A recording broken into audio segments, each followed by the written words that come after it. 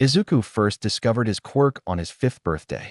As he leaned forwards to blow out the candles on his birthday cake, the thin, wispy trails of smoke leaned away from him, forming the same pattern and moving at the same time. 12. The little 5-year-old stared at the white tendrils for under a second before his eyes narrowed in what was an incredible amount of focus for a 5-year-old boy. To his mother's surprise and his glee, the smoke moved and wound together into a ball over the All Might-themed cake. 1. There was a lot of crying in the Midoriya household that night. 10. Izuku spent hours on end sitting in front of the small fireplace, playing with the dark smoke created there. 2. He sometimes got sooty and covered in ash, which exasperated his mother to no end, but he never once stopped playing with it. 1. The quirk itself was quite weak. An unfortunate combination of flame breath and attraction of small objects. Rather than pyrokinesis, telekinesis, or some other form of powerful fire/mental quirk, Izuku could control a tiny, fist-sized ball of smoke. 3. Even so, he loved it. He could create whatever shapes he desired, so long as they remained small enough to be fist-sized. He had absolutely perfect control over the amount of smoke he could influence. He could even breathe it like air. That discovery had almost put poor Inko into cardiac arrest. 12. Little Izuku was content with his quirk. The other children were not. Children are cruel creatures. Whether it be from jealousy or pride, they do their best to pull themselves up and others down. 16. 4-year-old Katsuki Bakugo was not an exception. He discovered his own quirk 6 months after Izuku, and was immediately hefted atop the totem pole by it. He could sweat a nitroglycerin-like substance and detonate it from his palms. Explosion. The perfect quirk for a hero. Katsuki's ego grew and grew, until he believed himself superior to everyone else. Especially the useless Deku. What's a bit of smoke going to do against a villain? Make him cough? Make his eyes water? Who would support someone that weak when you could praise the kid with explosive hands? 31. So Izuku played alone, stealing the smoke of whatever adult was smoking near the park and heading off into the trees to play with his only friend. His quirk. Pathetic, right? 9 years later, and Izuku was still friendless. He'd made considerable progress with his powers, but everybody just focused on the flashy, loud, abrasive underclassman Katsuki Bakugo. 4. Izuku could perfectly control smoke contained within an area somewhere around his own size. He'd recently discovered he could change the smoke's color, which he hadn't found a use for yet, but it was cool to know. 23. His quirk wasn't good for battle. It could be used as a distraction or to impair his enemy's vision, but it was a double-edged sword. He couldn't see through smoke any better than anyone else could. Trying to suffocate someone with it was a bad idea. That could very, very easily turn fatal to the target, and Izuku did not want that on his conscience. 1. So he trained his body a little. Not to a ridiculous degree. He ran every morning and lifted some light weights every now and then, but he wasn't muscular by any definition. 1. Izuku had also looked up some martial arts online. It was a little late to just decide to pick one up, so he had the basic moves somewhat memorized, but he really wasn't all that good at it. 6. He had been working on a super move for the entrance exam, but it was a little, very dangerous. Depending on what the exam entailed, it might not even be a valid option. 5. He'd also solved the biggest problem of creating smoke to actually be able to use his quirk. He'd contacted a small support company that made support technology for teenagers preparing for the hero course. It was mainly used for focusing a quirk's output or dampening it if it couldn't be done manually by the user. For Izuku, they made cigarettes. They weren't real cigarettes. There was no tobacco or nicotine in them. They were made to create as much thick smoke as possible in a short amount of time. He had asked for that particular design for 2 reasons. 1. It was amusing watching other people's reactions to his smoking problem. 2. It disguised the fact that he couldn't produce smoke himself. A villain would see a cigarette and just ignore it. It wouldn't be the hero's only method of attack now, would it? 20. Once again, Inko almost had a heart attack when Izuku showed her the box. She'd eventually agreed it was a good idea, but only after making Izuku promise he wouldn't start smoking for real about 20 times. Izuku took his seat near the back of the huge auditorium. Several of his classmates were sat around him, snickering to one another about the useless nerd trying to take the exam. 1. Fortunately, the lights dimmed soon after he'd sat down, and a familiar figure walked on stage. Hey, how is everybody here doing? Are you excited? Can I get a yeahhh? Present Mike shouted with his Quirk voice. 9. The hall remained silent. Izuku shouted yeah inside his head. 6. That's all right. You're all probably nervous, huh? Well, why don't we get things started? The hero went on to explain the practical exam. The written exam had already taken place earlier in the week, which several of the examinees were thankful for. Having the stress of both exams in one morning would be the worst. Once the explanation was over, Izuku sighed in relief internally. His pseudo-super move would be very useful during the exam. The hours on end he'd put into training, it wouldn't be in vain. 3. Izuku stepped off the bus, reaching into his pocket and pulling out a pack of his smoke burners. He lit the end of one and took a long pull, blowing the smoke out and moving it to orbit in a ring around him. One or two of the other teens raised an eyebrow, but most people were too busy psyching themselves up for the exam. 5. He slipped the box and lighter back into his pocket, breathing out another stream of smoke. Each cigarette burned very slowly, but produced several cubic meters of smoke each. He'd only need the one for the exam. Start. Present Mick's voice rang out. Without bothering to look at his competitors, Izuku ran into the city, puffing large amounts of thick black smoke. What are you waiting for? There are no countdowns in real battles. Izuku turned a corner and came face to face with a two-pointer. He ran forwards, his hands held out in front of him, gathering a fist-sized clump of black smoke. 2. Compress. Flatten. The small cloud got thinner and thinner until Izuku could only see a 2D circle of solid black suspended between his open palms. A bead of sweat rolled down the back of his neck as he sent it forwards at high speed. Monomolecular blade. 8. The two-pointer's head fell to the ground with a dull clang, and Izuku continued onwards. Not a great batch this year. Cementos spoke. It is a shame. Quite a few are getting very high scores, but their records are far from perfect. There's also been a lot of fighting amongst competitors over single robots. Nisa said. Arrogance. They've been told all their lives that they're amazing or the best. This is the result. Is that kid smoking? 2. Aizawa's eyes opened in moderate surprise. Did he just hear that right? There was a kid smoking during the exam? 3. Ah, yes. Those are not actual cigarettes. They're specially made to contain no addictive substances and produce large volumes of thick smoke. Mr. Midoriya's Quirk is a rather weak smoke control. Although judging from the state of the robots he leaves behind, he's trained it far beyond what was originally thought possible. Nizu's voice observed. I get the need for support equipment, but… Cigarettes. Midnight voiced again. It's clever. Aizawa spoke up. It's alive, Mike exclaimed playfully. 24. The dark-haired man sighed, sitting up properly. The first thing that came to your mind wasn't, oh, he's using support equipment. It was, oh, he's smoking. Any villain that sees that is going to make the same observation. He probably can't create smoke himself if he's using those, but you'd never know that without being told. What degree has he improved his Quirk to? Aizawa asked. He went from controlling fist-sized amounts of smoke at 5 years old to his entire body's area at 14. His fine control is so perfect that he's creating monomolecular, or thereabouts, blades with impressively low effort. It was apparently believed previously that he'd only ever double the amount controlled. As you can see, that is certainly not the case. Nizu responded. That's actually pretty impressive, Mike said. Smart, strong, a hard worker. I can tell we'll get along handsomely. He is just adorable too. Midnight cooed. Aizawa rolled his eyes. So, we've got one golden child by our own standards, and 300 more of their own standards. Is he going to pass? He asked. Nizu shrugged minutely. It's difficult to say.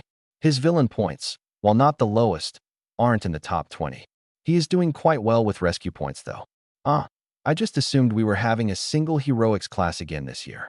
I think it would be for the best that we let Aizawa purge them, he said. 2. Vlad King nodded, while Aizawa just sighed, taking a full of coffee. Fine by me, Vlad said. I'll deal with the arrogant brats.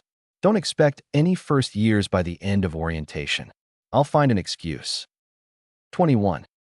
Izuku cut his 21st robot's head off, lowering his hands with a huff. That put him at a decent 43 points.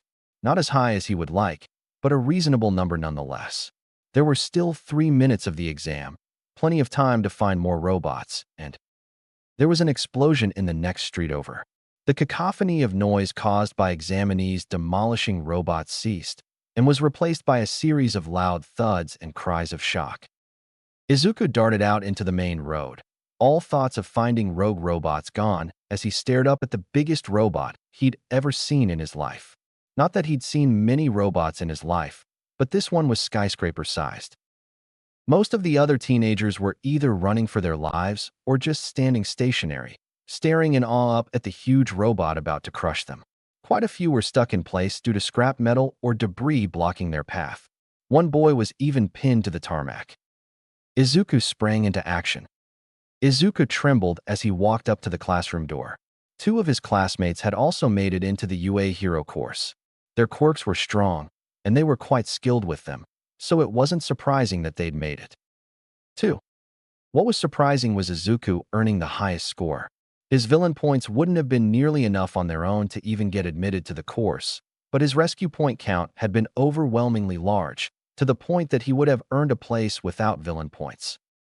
Suffice to say, the 2-star students were not happy about the underdog's success. Izuku clenched his fist and took a breath, opening the door and stepping through. It was utter pandemonium. Students were using their quirks, jumping around the room on the desks, and being generally rowdy. And there was a caterpillar man staring at him from the corner of the room. They locked eyes for a moment. 4. Izuku just kept his head down and snuck across the room to his desk at the front. It didn't work. A familiar voice called out from the desk behind Izuku's and was quickly joined by the one beside it. Deku, must be pretty relieved you made the cut, huh? 6. I bet he cheated his way in. What did you dash? 3. 5 minutes. The caterpillar man said. I've been here 5 minutes, and only one of you noticed me. Disappointing. Put your PE uniforms on and get outside. You have 5 minutes. Aizawa combed a hand through his hair, looking towards the main building. He already had excuses for 13 out of the 19 he wanted to expel. 2 for bullying, 6 for using their quirks as they pleased in the classroom, and 5 for misconduct, which was code for horsing about in my classroom. He was surprised when Midoriya noticed him in the classroom. He was once again pleasantly surprised when Midoriya was the first one out onto the field. He had a determined look on his face, which Aizawa smirked internally at. Good. His apprehension test, ruse, should work wonderfully here. Aizawa was praising God internally when 3 of the remaining 6 students to have an excuse for were late. The majority of the class were late, but that was just ticking more boxes for their expulsion form. 2. You'll be doing a quirk apprehension test, Eraserhead said, his sadistic leer hidden beneath his capture weapon. Whoever comes in last place will be expelled. Izuku had already smoked after he left the changing room. He'd kept the smoke in his lungs, ready to breathe out and use at a moment's notice. 21. The first test was a 50-meter dash. Izuku inverted his monomolecular blade so that rather than cutting, he was able to push off the almost completely solid mass with his right foot, giving him a good start. The second test was grip strength. Izuku used the same method as before in combination with his own physical strength to achieve a much better score than he would have otherwise. The endurance run, standing long jump, sit-ups and sideways steps went by pretty normally.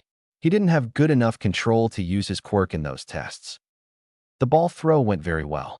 Izuku tossed the ball into a thick black cloud of smoke, which became somewhat solid, and carried the ball off into the distance.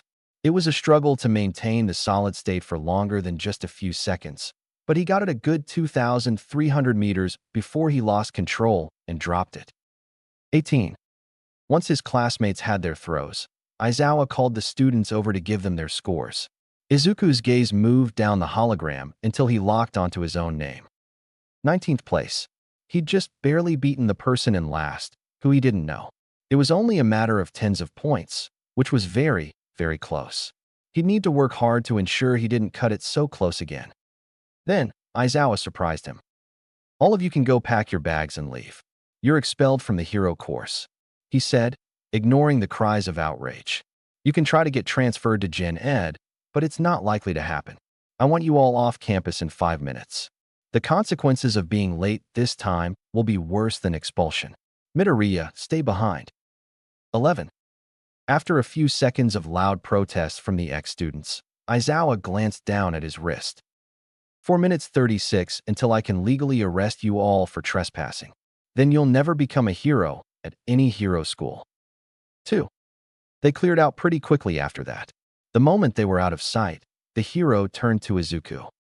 You are not expelled. You're the only one who actually put any effort into the test whatsoever. Go and get changed back into your uniform. Your syllabus is on my desk, he said. Izuku stared at the hero for a moment before speaking up. But, why me? Aizawa raised an eyebrow. Why you what? Izuku tilted his head, thinking over his words. Why keep just me in the course? Some of their quirks were amazing, and if they passed the exams, then they must be skilled with them. Laziness, Aizawa began. Arrogance. Pride. Yes, their quirks were powerful, but it's because they were born with quirks so powerful already that they're not fit for the hero course. They didn't bother to train or improve their quirks. The moment they got to the level that made them top dog in junior school, they stopped trying to improve and instead maintained that level. 2. Izuku nodded hesitantly, understanding the man's point. But, just because they're a little arrogant doesn't mean they can't become a hero. Let's put it this way. Each and every one of your classmates were given swords, spears, and shields at birth. You were given a rock. They were happy with their swords and didn't bother trying to use them to forge something better. You, on the other hand, took that rock and chipped away at it, somehow forging Excalibur. 22. Izuku was stunned. Aizawa gave a small grin. I've seen your file, kid. All of the staff has. What you've done with your quirk. It's impressed every hero currently in that building. He pointed at the main UA building. You're almost pro material already. You created a monomolecular blade from scratch using a smoke control quirk.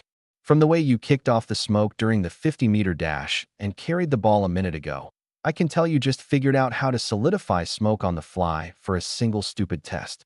Your classmates just used their quirks the same way they've always used them during that test. You pretty much just reinvented your own quirk to suit your needs. That is what we look for in potential heroes. 11. Aizawa patted Izuku's shoulder as he passed. See you tomorrow, kid.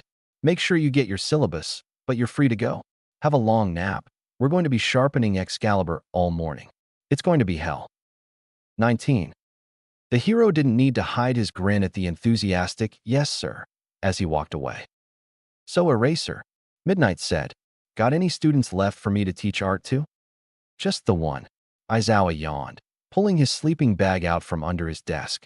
Midoriya, I managed to expel the other 19 before the end of the apprehension test. Cementos grumbled, handing 100 yen over to present Mike. 26. Great, Midnight squealed. Teaching one-on-one is much better than a class full of kids. I can tailor the lesson plan to his progress specifically.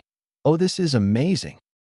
Aizawa rolled his eyes, laying back under his desk and snuggling into the yellow bag. That kid would make a great hero. He'd make sure of it. Izuku stepped into homeroom and stopped, staring at the single desk right in front of the teacher's one. 3. He stepped forwards and sat down, looking around the barren classroom in slight disbelief. It still hadn't quite hit him that he'd survived Mr. Aizawa's purge. The moment the bell rang, Mr. Aizawa rolled out from under the teacher's desk in his caterpillar form. Midoriya, get changed into your PE clothes and meet me in Training Hall C. It's the second one to the left of the main stairs. Hall A was closed by the third years, he said whilst emerging from his chrysalis as a scruffy middle-aged man. 8. Izuku looked around Training Hall C. There were weights and secured bars around the room, and several dark blue mats arranged in the middle of the floor space. Mr. Aizawa was standing beside them with a large bundle of something on the floor. Midoriya, over here. You're going to be working on solidifying your smoke constructs. I understand that you can create shapes and mimic objects' appearances, he said. 5. Yes, sir. It's easy to shape the smoke, but the more complex the design or the more objects there are, the more difficult it is to solidify. Izuku replied. Aizawa nodded in understanding. That's why you used your quirk for the ball throw and the grip test, but not the sideways steps. All right, you need to work on consistently solidifying one shape to a decent degree. Once you finish that, you'll move on to 2 objects at once and so on. Then we'll move on to more complex shapes. Izuku pulled out a cigarette and lit it, taking a few quick puffs to get the smoke in the air before leaving it wedged in the corner of his mouth. 8. Aizawa pulled a long stick out of the bundle at his feet, holding it out towards Izuku. It looked like a fence post without the sharp end to stick into the ground. Focus on singular walls for now. Just block my attack. Don't damage the stick. Got it? He asked. Izuku nodded, raising his hands and forming a thick wall between himself and Aizawa. Thinner, thinner, thinner. Mr. Aizawa thrust the wooden post forwards, smashing through the thick wall with the sound of shattering glass. The chunks of smoke dissolved back into wispy clouds. A good first attempt. Try again. Too thick and the entire structure is too weak. Too thin and there isn't any weight behind the wall. Izuku tried again, and again, and again. Every time Mr. Aizawa smashed through the wall like it was nothing. They spent hours in the training room, doing that one thing over and over again. Eventually, Aizawa called the end of the session. All right, you've got English in 30 minutes. Take a shower, get something to eat, and head back to the classroom. You did well today. Izuku sighed. Did well? Every wall I put up got taken down in one hit by you, he said dejectedly. Aizawa raised an eyebrow. Did Endeavor learn how to not burn his opponents to death in a matter of hours? He asked. 28. The greenette shook his head, picking up his bag. Exactly. Skip homeroom tomorrow and come straight here once you're in your gym clothes. We'll get an extra half hour that way, Aizawa called as Izuku left. He glanced down at the tablet in his hands. First hit, 24.5 N.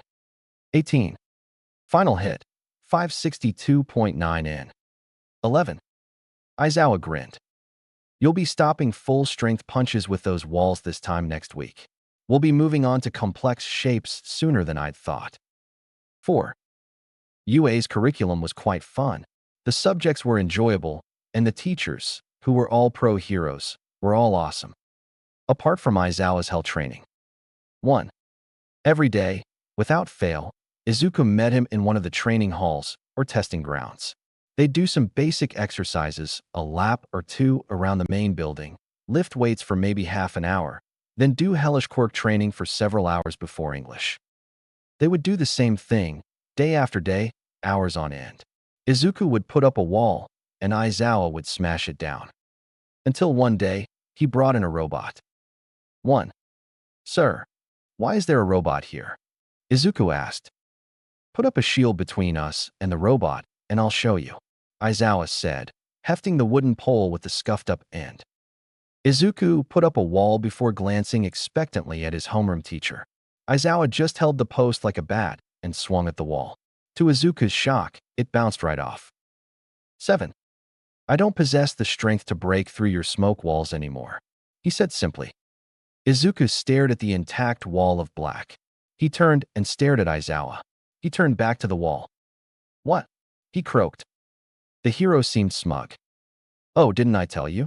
I've been putting more and more strength into my attacks every session. Because you kept failing, you worked harder than the day before to do it right. Congratulations, you've created a near impenetrable shield. So long as your opponent doesn't have a strength quirk, or is a massive bodybuilder, or is just really determined, or has some kind of gas quirk like Midnight. Let's get started. 33. From then on, the hell training somehow got harder. More exercises in the morning, heavier weights, stronger robots, longer runs, increasing the total volume of smoke under his control. 6. Izuku was loving it. The robot smashed through Izuku's smoke wall yet again, scattering the black wisps of smoke everywhere. The greenette sighed, accepting the offered water bottle from Aizawa. 3. There's something I'm missing. You shouldn't just be able to smash through solid objects like that. Once I figure out what I'm doing wrong, I should be able to stop any attack with little effort. He muttered. We have to pack up for now. Today you'll be having your first, actual, heroics lesson. Get your costume on and head out to the bus bay. We're going to a special facility for rescue training. 1. The greenette sighed and got to his feet. All right, I'll think on it when I get home, he said. 3. Izuku's costume was quite simple. A dark green, almost black jumpsuit with small black exhaust ports at various places around his body. Cheekbones, shoulders, heels, elbows, shoulder blades, and knees. They were so that he could release smoke all around himself at once for maximum effect. It was especially useful now that he could create punch-resistant shields with a single thought. Theoretically, he could also stop bullets, but he wasn't keen on finding out, until he figured out what he was missing. 12.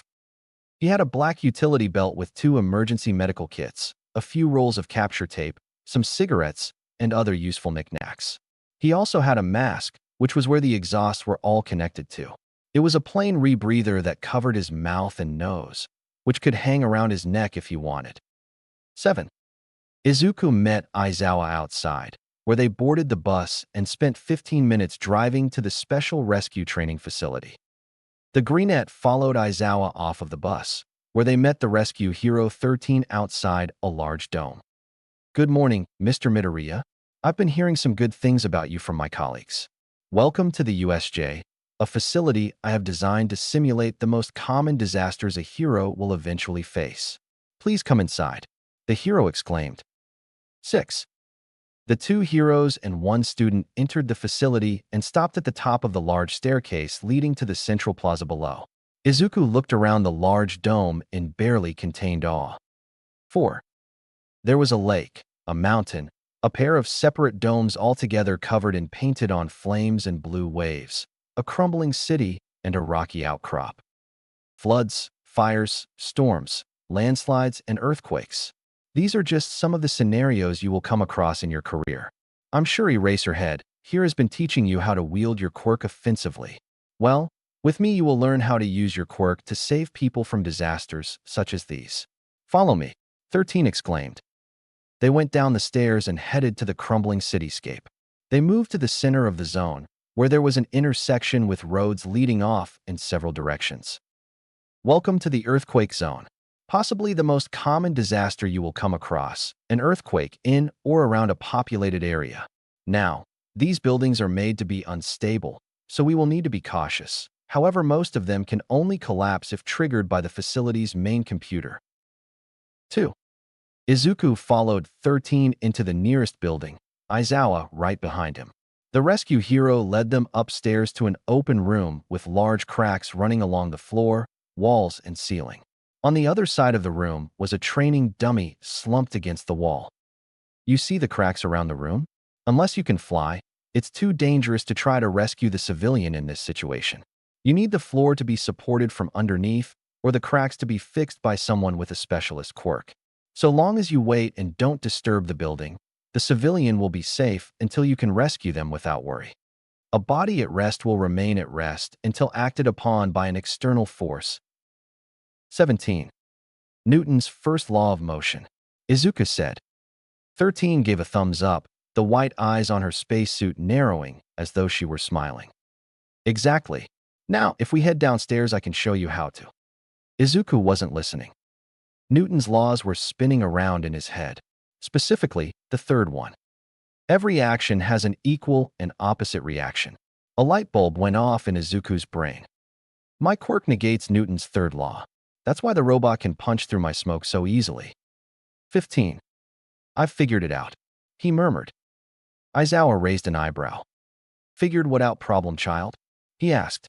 Izuku couldn't see it, but the man was smiling. My quirk. It negates Newton's third law of motion. That's why you and the robot could smash through my solidified smoke so easily. You didn't receive an equal amount of force in return. My general strength with my quirk has been getting stronger. That's why you've needed more force every time to break the walls. But if I were to mimic the effects of Newton's third law with my quirk. 4.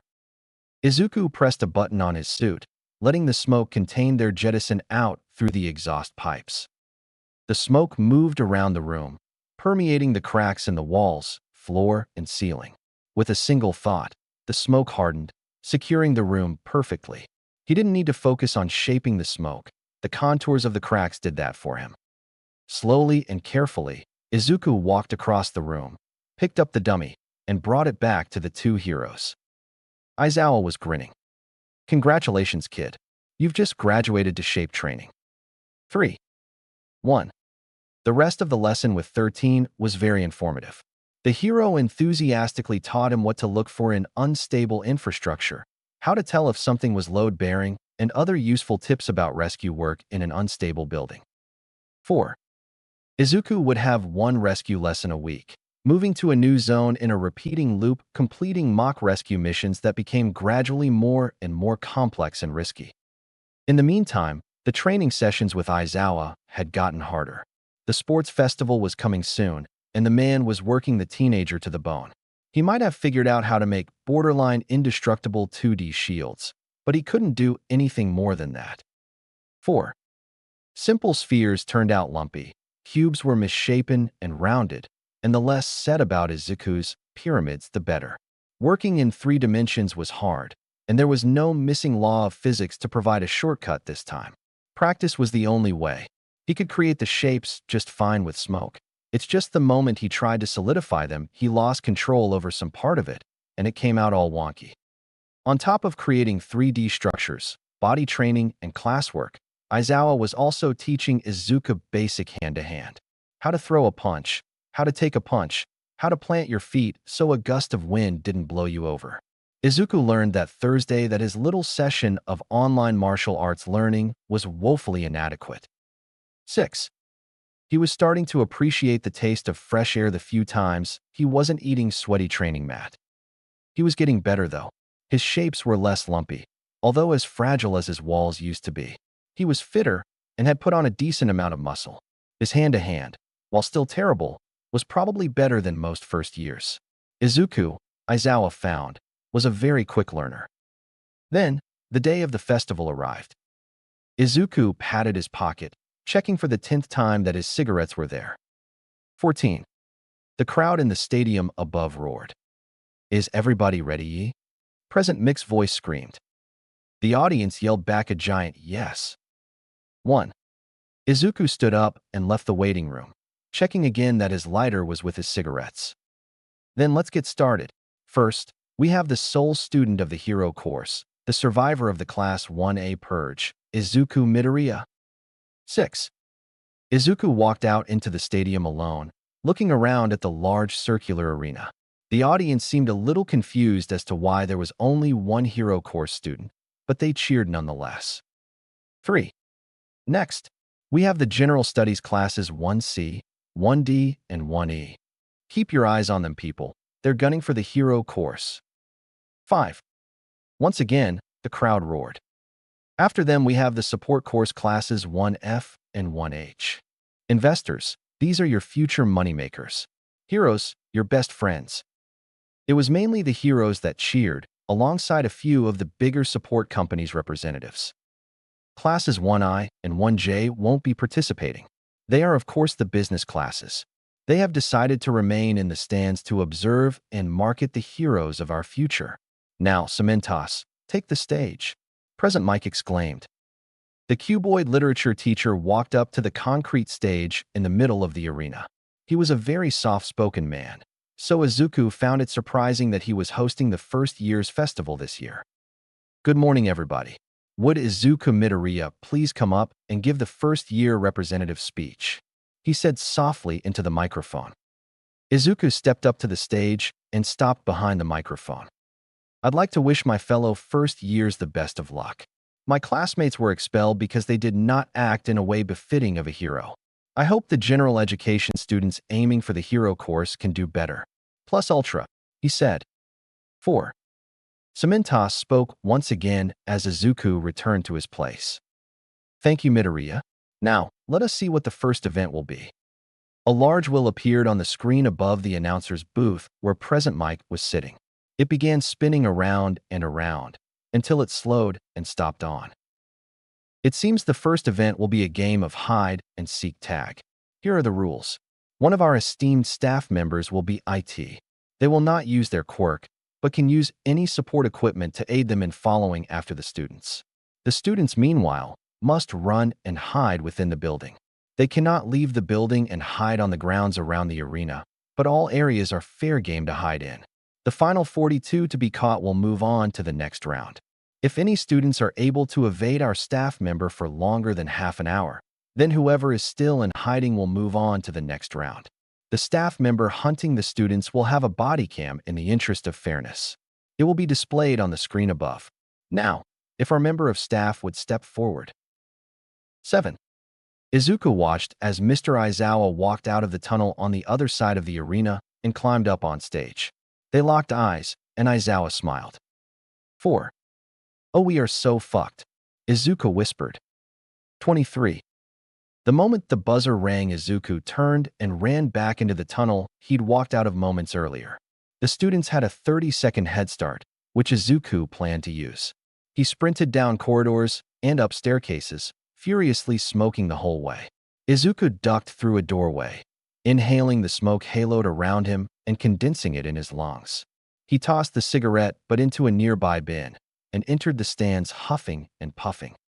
The audience members in the section he was in glanced at him for a moment before turning back to Aizawa and Cementos below. The second buzzer went, and Aizawa ran across the arena and into the tunnel most of the first years had ran through. Izuku walked calmly to the railing at the front of the stands, leaning there for a second and watching the tunnel.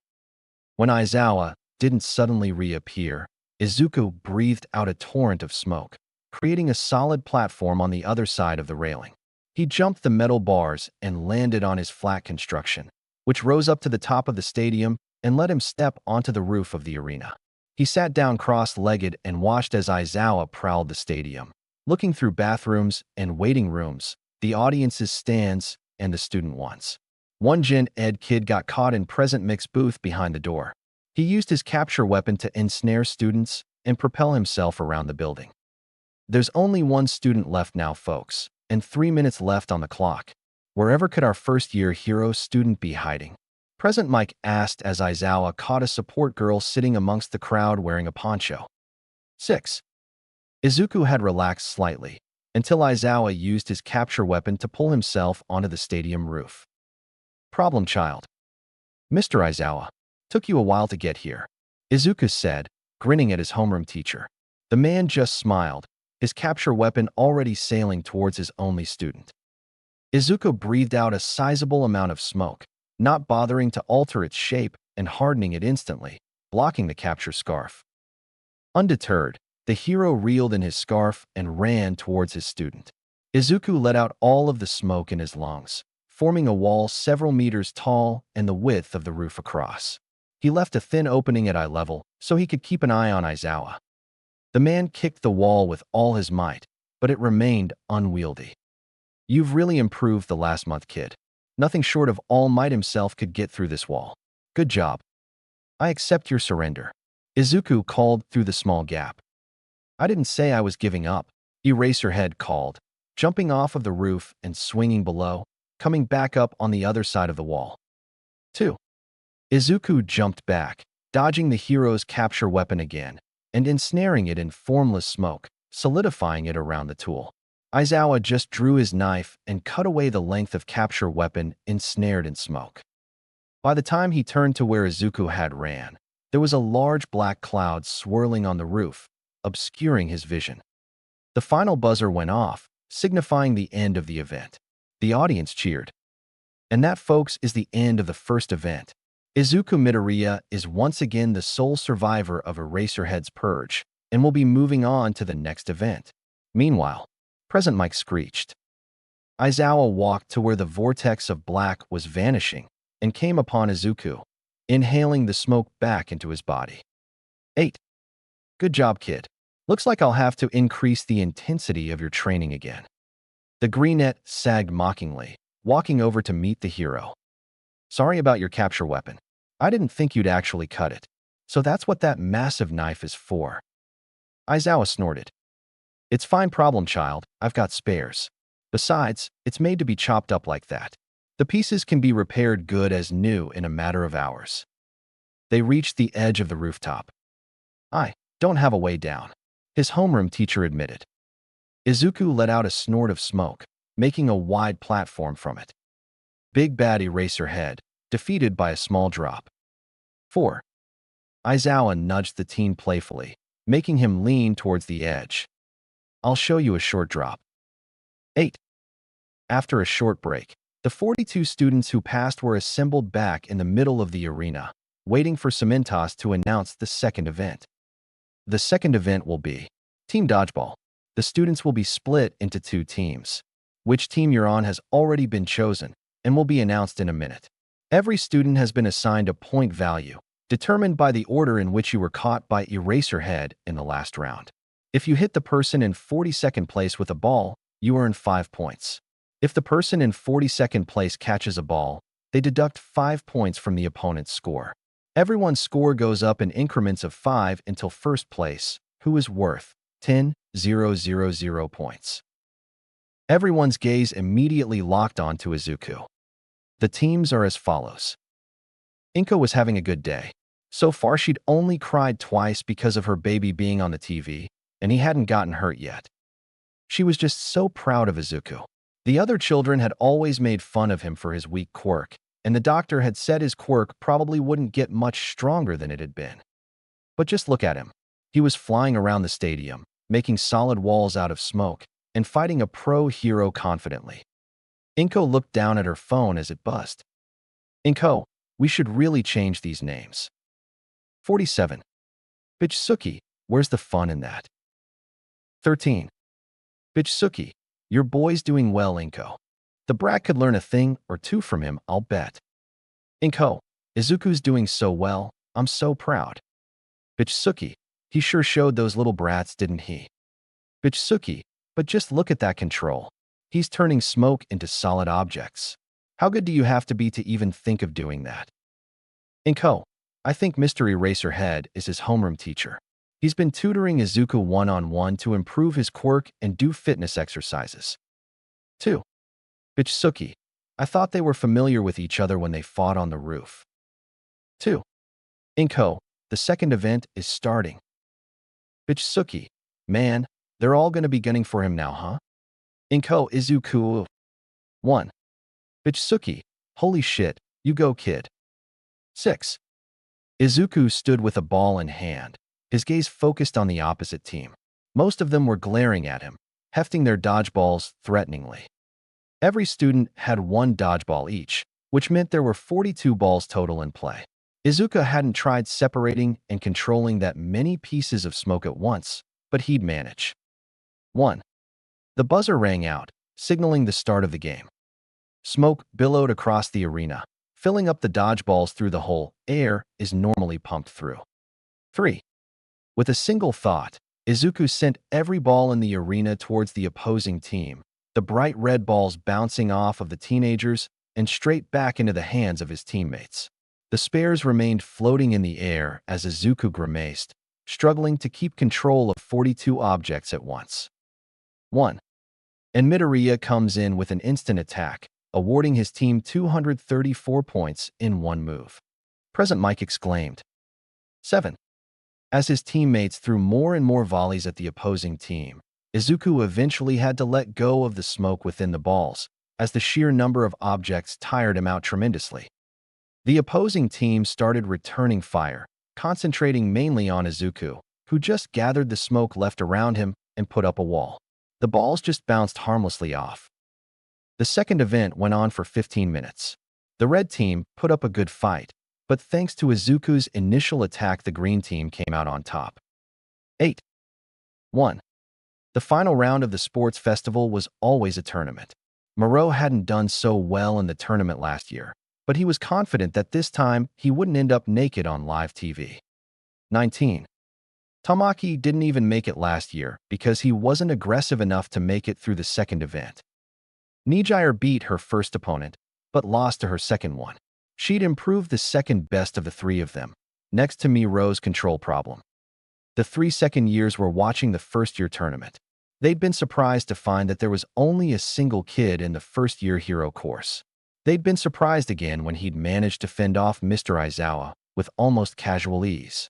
Admittedly, the man couldn't use his quirk, but just by changing up his strategy a little, the first year could easily take down the experienced pro with little effort.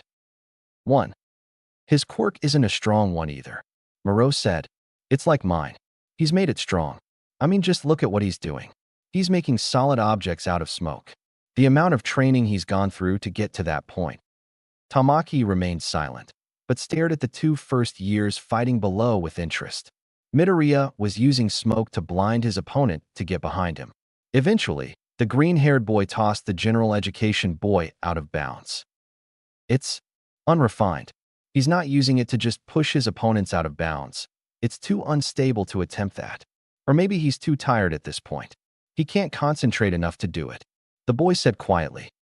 3. He's not producing the smoke either. Where do you think he's getting it from?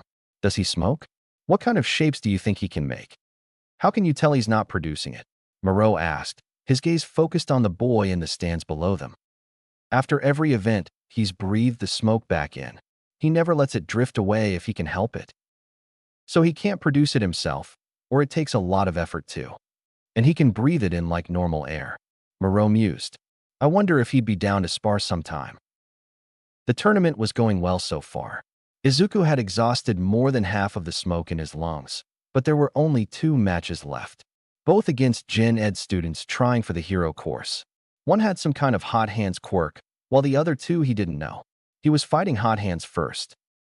His match was on next, so he left the empty Class 1A seating area and walked into the waiting room, where he lit his second cigarette of the day and took a long pull, blowing all of the smoke he had out to cover the room in a thin haze. He'd been holding it in his lungs most of the day. Even though he could breathe the stuff just fine, it was nice to let it out for however short a time he had. When he heard the summons to the arena, he inhaled all of the smoke and put out his cigarette, tossing it into the bin beside the door. 1. Izuku walked into the arena and up onto the concrete platform that served as a fighting ring. On one side we have Tetsawada Shota of Class 1D. On the other we have Midoriya Izuku of Class 1A. Will the fiery fist defeat the smoky smirk mouth? It could go either way. 13. Izuku bowed to his opponent, who seemed nervous. They'd both made it this far, but Izuku was the sole member of the hero course. He wasn't expected to lose. Begin, Cementos said quietly. Izuku sprang into action, sprinting at his opponent as he blew out a small stream of smoke, the dark clouds surrounding Izuku like the rings of Saturn. 4. Tetsawada raised his arms in a defensive stance, his feet sliding into a steady base. He knew some martial arts then, or at least knew how to fight properly. Izuku sent a ball of smoke at the boy, expecting him to move away. He actually ducked, which was better for Izuku as it didn't change the distance between them. Izuku's fist met Tetsawada's forearm. The other boy tried to get a hold of Izuku, but the green net twisted away, blowing a gust of smoke into the other boy's face. He closed his eyes and coughed, putting his hands over his face. Izuku grabbed the other boy by the arm and kicked his feet out from under him, tossing him to the ground and straddling his back, pinning the boy's arms to his sides. Tetsawada is unable to move. Midoriya moves on to the finals. 4. Izuku stepped up to the concrete ring for the final match. This is it, folks. The moment we've all been waiting for. Midoriya Izuku vs Akane Mitsuha. Are you ready? Akane gave Izuku a curt nod, which he returned. Start. Izuku let out a long puff of smoke. Akane hadn't actually used her quirk yet, or at least hadn't used it in a way that Izuku could see. The girl pulled her arm back as though she was going to punch. Some kind of strength-based quirk? Was she going to kick up a strong wind like All Might? Her fist came flying towards him at high speed. Izuku dodged. Okay, spring-loaded fists and stretchy arms. So she hadn't used a reflex quirk or something during her other fights. She was just that good. 8. Izuku tried to ward her off with smoke walls, but her fists were too fast and got through the smoke before he hardened it. The wrists would then stretch from where she was stuck to the wall and punch him. After a few minutes, Izuku decided that close range was his only option. He couldn't mess with her arms, as he hadn't found the limit to what they could stretch, so it was risky.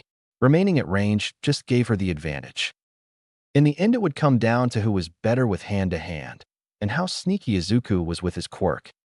It was over in a matter of seconds. The arena was cloaked in dark smoke, obscuring everybody's vision. Akane swung wildly, expecting a sneak attack. A figure emerged from the dark only to dissipate when in contact with her fists. The smoke solidified around her arms, crawling up to her shoulders and halting there. Akane sighed as the smoke swirled around her. "I give," she said. "I can't move my arms." 2. Akane Mitsuha surrenders. Izuku Midoriya wins the sports festival. Present Mike screams. Izuku sat at his desk, the golden medal still hanging from his throat. Mr. Aizawa entered moments later, smiling at the teen. 1. "Well done, kid. I'm impressed. You actually held me off until time was up." Izuku beamed. "Looks like I can't go easy on you anymore." The sadistic slave driver grinned. 2. Izuku smiled right back. "I look forward to it." Aizawa looked down at the papers on his desk a moment. "Normally, I'd give the class these the day after the festival, but so many offers have been coming in I think it would be best to get a head start. Here," he said, handing a large pile of papers to Izuku. "These are the hero agencies that have requested you for a work study. They're in order of rating, so I'm sure if there's one you want specifically, you can find it easily enough. There are more coming in almost constantly, but the bigger ones have already made their offers." Izuku flicked through a few pages before looking back up at his teacher. "How many are there?" "In that pile? 5,286. But there were more coming in even as I was printing those off, so there are more now. Look at the bottom page," Aizawa said. 3. Izuku picked up the stack of papers and turned them over, setting them on the desk and taking the one on top. There was a single hero name at the top of the page. "I would be honored," Izuku said with a mock bow. Eraserhead rolled his eyes. "Your sleep schedule is going to curl up and die. Are you sure? There are other options." 33. "It's the best option," Izuku said confidently. "I'm already familiar with you and your teaching style. You know my strengths and weaknesses well. It'll get a lot of awkward introductions and explanations out of the way. Plus, you're a good hero. You're efficient, and that's exactly what I need to be with a quirk like mine." 1. Aizawa smirked. "Good answer. You won't be needing those then. Go home, rest, and be here in the morning. You'll be picking your hero name tomorrow, so dash." The smoke hero wisp. Izuku cut in. 18. Aizawa grinned. "Well, Midnight's not going to be happy, but whatever. Just means we can get more training done. Your hand-to-hand against Akane and the other Gen Ed kids was abysmal. I'll need to beat you into shape before we go out on patrol." 6. True to his word, Aizawa did in fact improve Izuku's hand-to-hand in the short time they had. Izuku was also finally able to solidify and retain a 3D shape. Granted, it was a sphere, the easiest of the three he was tasked with. It was kind of fragile. It was slightly lumpy in one area, and it almost gave Izuku an aneurysm creating it, but it was progress. 3. A week after the events of the sports festival, Izuku and Aizawa went out on their first patrol together. The way daylight heroics worked was widely known, as civilians were always present at a villain fight. Underground heroics weren't known at all, other than by the criminals and victims present when an underground hero appeared. Aizawa used the quiet hours between incidents to teach Izuku how to land quietly, how to blend into the shadows, what made a good perch and what didn't, how to tail someone without their knowledge, and what to look for in suspicious or guilty passerby. 2. If someone walked without fear down an alleyway at night, they were either stupid or had something to defend themselves and knew how to use it. They were most likely a gang member or a criminal involved with an organization. Fighting random street thugs was good practice, as fighting the same person all the time would give Izuku bad habits. And so the new schedule for the week was created. Wake up at 6, do morning training, have breakfast, do homework/paperwork from the patrol the night before, go to school, do quirk and weight training, spar, learn about paperwork and different daylight heroics from the UA staff while Aizawa sleeps, go home at 4, sleep until 6, have dinner, go on patrol until 2, sleep until 6, repeat. 20. Fortunately, patrols were rather quiet. Only the occasional petty thief or drug deal to catch and break up. Eraserhead told Izuku that was pretty normal, so he didn't question the lack of activity. It's usually Saturdays when the big stuff goes down. They all have time off whatever low-paying jobs they have, and can gather together to do something big, like a territory dispute. That's really the biggest thing that happens frequently around here anyway. Wisp was perched on the rooftop beside Eraserhead. They were just sitting on the edge, keeping vigilant but remaining relaxed. There was a loud yell several alleyways away, and a crash of something meeting a wall. Wisp glanced at Eraserhead, who nodded. Go? I'll catch up. Without waiting another second, the exhausts in Wisp's heels jettisoned a small cloud of smoke which compressed and compacted as the underground hero and his student ran across the rooftop, jumping off of the edge. Eraserhead's scarf latched onto the fire escape, and he reeled himself onto the opposite roof. Wisp jumped off of his smoke, landing on the opposite roof and running towards the shouting. It was an improved version of what he used the sports festival to get onto the stadium roof. It was much more stable and able to propel Wisp forwards when he pushed off of it by letting the condensed smoke explode outwards. He called it a smoke grenade. 1. Wisp practically flew through the air, leaping off of rooftops far ahead of Eraserhead, quickly arriving at the scene. There was a person with an exposed brain pummeling a rather burly-looking man. The brain guy's eyes were off. They weren't focusing on their target, instead rolling around vacantly. There was a wall of purple mist behind the burly man, which the creature was obviously trying to push him into. The man wasn't even budging, though. Actually, looking closer, the monster's punches weren't even phasing him. 4. Wisp dropped from the roof, landing behind the brain creature. A torrent of smoke surrounds the creature and the man, forming a solid shield between them. That's enough. Wisp orders. The creature turned, a gasping, gargling screech tearing from its throat before it ran at the smoke wall, smashing through it with ease and running through the purple mist. The moment the creature went through it, the mist condensed into nothing, leaving no trace behind. The hero in training turned to the civilian. Eraserhead arrived 6 seconds after Wisp. Are you all right, sir? Wisp asked. The burly man nodded. Yeah, I'm fine. My quirk absorbed the impact of that thing's punches. I'm just glad someone heard my shouting. I would have hit my limits sooner or later. He replied. 11. What exactly happened? Eraserhead asked. The man shrugged. Nothing much to tell, really. I was walking along when this purple portal spits out that brain monster in front of me. It was strong, like someone with a strength quirk. I know what that kind of punch feels like. Anyway, the little guy here shows up behind it and puts up a wall. The moment it sees, and the monster runs back to the portal. Eraserhead turned to Wisp. I used a full-strength shield. It didn't hit the smoke, it just ran through it like it wasn't even there, he said. Eraserhead frowned. Wisp's walls wouldn't stop All Might or some stronger heroes, but they would be able to stop almost anything else. The fact the brain creature just walked through one was worrying. Once the police questioned the man and took the hero's statements, Wisp and Eraserhead left the scene, heading back to UA. Izuku stumbled into homeroom, still a little tired from patrol the night before. It wasn't as eventful as a few nights ago, but he was still up until 2 a.m. running around on the rooftops. 2. Mr. Aizawa greeted him from his desk as Izuku slumped down at his own.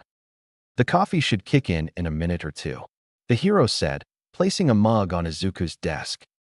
My hero, Izuku said, tipping his head back and chugging the hot liquid. 9. Your end-of-term exams are coming up soon.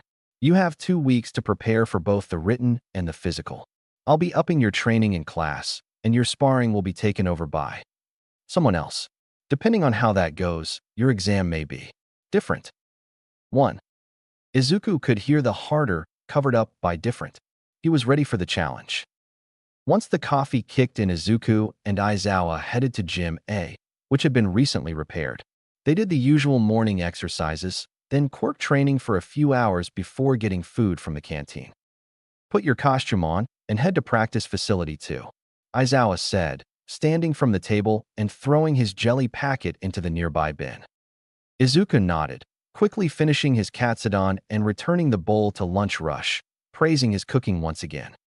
Once he had his costume on, Izuku walked over to practice facility 2, a cigarette already burning in his mouth. 2. Knowing Aizawa, whoever was inside would attack on sight. Izuku surrounded himself in a vortex of smoke and knocked on the door. "Come in," a feminine voice chirped. 4. Izuku opened the door and walked inside, looking around. Aizawa was in the corner in his sleeping bag, leaning against the wall with his eyes closed. There was a pretty girl with periwinkle blue hair standing in the middle of the large room, wearing a skin-tight blue bodysuit. Probably her hero costume. That's why he was told to wear his then. A prevalent decoration on her costume were spirals. Her hair, her wrist guards, the pattern on her bodysuit. Something to do with her quirk? 11. Beside the girl was a taller boy hunched over, making himself seem small. He had a white cloak, the hood pulled up to cover his face. He seemed to be trembling. Beneath the cloak, the boy had rows and rows of pouches. An excessive amount. Unless he needed them? Ammunition. He'd only need one big pocket. Edible quirk triggers. Like the hero fat gum. Both hero students seemed of similar age to Izuku, but they had to be upperclassmen. Second years then. Izuku froze. His smoke had moved without his input. Something was rising out of the ground directly behind him. Upper half of a humanoid figure. They were holding their breath, so it was just their presence and movements moving the smoke around. Male. Similar build to Izuku. Wearing a hero costume with a cape. 4. Some kind of go-through objects quirk. Goes through clothes too. That's why they were all wearing costumes. The figure extended their fist, but met a wall between them and Izuku in the smoke. There was a bang, a loud ouch, and the figure sank back into the ground. 1. Izuku condensed the smoke around him into his costume's exhaust pipes. There wouldn't be a second attack. 2. A muscular blonde boy popped out of the ground a few meters away, cradling his fist. Wow, Moreau didn't even touch him. Did you see? Tamaki, did you see that? The girl exclaimed, shaking the cloaked boy. I want to go home, Tamaki said quietly. 14. The blonde boy, Mirio, got to his feet and shook his hand one last time before turning to Izuku, a big smile on his face. Man, I got a bit too eager there, he exclaimed, putting his hands on his hips. I wasn't expecting you to notice me. How'd you do that? Izuku scratched the back of his neck. I can feel where the smoke I control is. By phasing out of the ground, you displaced the smoke without my input. I could tell it was a person and not just the concrete being used like Cementos does it, because I can make out the outline of objects inside my smoke by sensing where my smoke is blocked by the object. He ended the explanation, making it sound like a question. Mirio grinned. 2. That's awesome. You've already trained your quirk far beyond what it was during the sports festival, and it's only been 2 weeks, he exclaimed. You watched the first-year festival? Izuku asked. Of course, the girl exclaimed, bouncing forwards. We wanted to see the first year that survived Mr. Aizawa's purge, and you really didn't disappoint. What's your quirk called? How does it work? You held off Mr. Aizawa during the first event. That's super impressive. Have you fought him before? Did you win? Did you use your quirk, or was it just hand-to-hand? Nijire slowed down. I'm sure he'll answer one at a dash. Mirio tried to stop the flow of questions, but Izuku just blinked for a second before answering. It's called smoke control. Basically, I can control smoke. I have fought Mr. Aizawa before. He taught me how to fight because my schedule is so fluid and can line up with his cat naps. I haven't won yet, but I'm getting close, until of course he kicks into a higher gear again. We fought with just hand-to-hand and just quirks, but mainly a combination of both. Does your quirk have something to do with spirals? It's probably an emitter, so some kind of energy manipulation that turns into spirals. 5. Everyone stared at him a moment. Even Tamaki peered out from his hood, and Aizawa's eyes opened. 8. Nijire beamed, bouncing on the spot in excitement. Mirio just laughed heartily. Tamaki pulled his hood back down over his small smile. Aizawa shuddered and muttered something like, "Oh God, there's 2 of them," before going back to sleep. 13. My quirk is called Surge. It uses my stamina to create spiral energy blasts. I only use about 20% at a time because it uses so much stamina, but I've been getting better. I can even use my quirk to fly by shooting energy out of my feet. Nijire exclaimed, jumping and floating over to Izuku. Nobody's ever kept up with me before. It's great to meet you, Midoriya, right? I'm Nijire Hadu, but everyone calls me Nijire. It's also my hero name. Mirio walked over and gave Izuku a firm handshake. I'm Mirio Togata. Call me Mirio. My hero name's Lemillion, because that's how many people I'm aiming to save. My quirk is permeation, and I can basically phase through anything, he said enthusiastically. Mirio gestured to Tamaki, who still had his hood over his face. That's Tamaki Imajiki. His hero name is Sun Eater. His quirk's really cool, but he'll have to tell you that himself. He's being just a little chicken. Mirio guffawed at his own joke, while Nijire just rolled her eyes with a smile. Manifest, Tamaki said quietly, barely peeking out of his hood to speak to Izuku. I can manifest the things I eat somewhere on my body. If I eat chicken, I can manifest wings. 18. That was all he would say, and retreated back into his hood. Mirio clapped Izuku on the shoulder.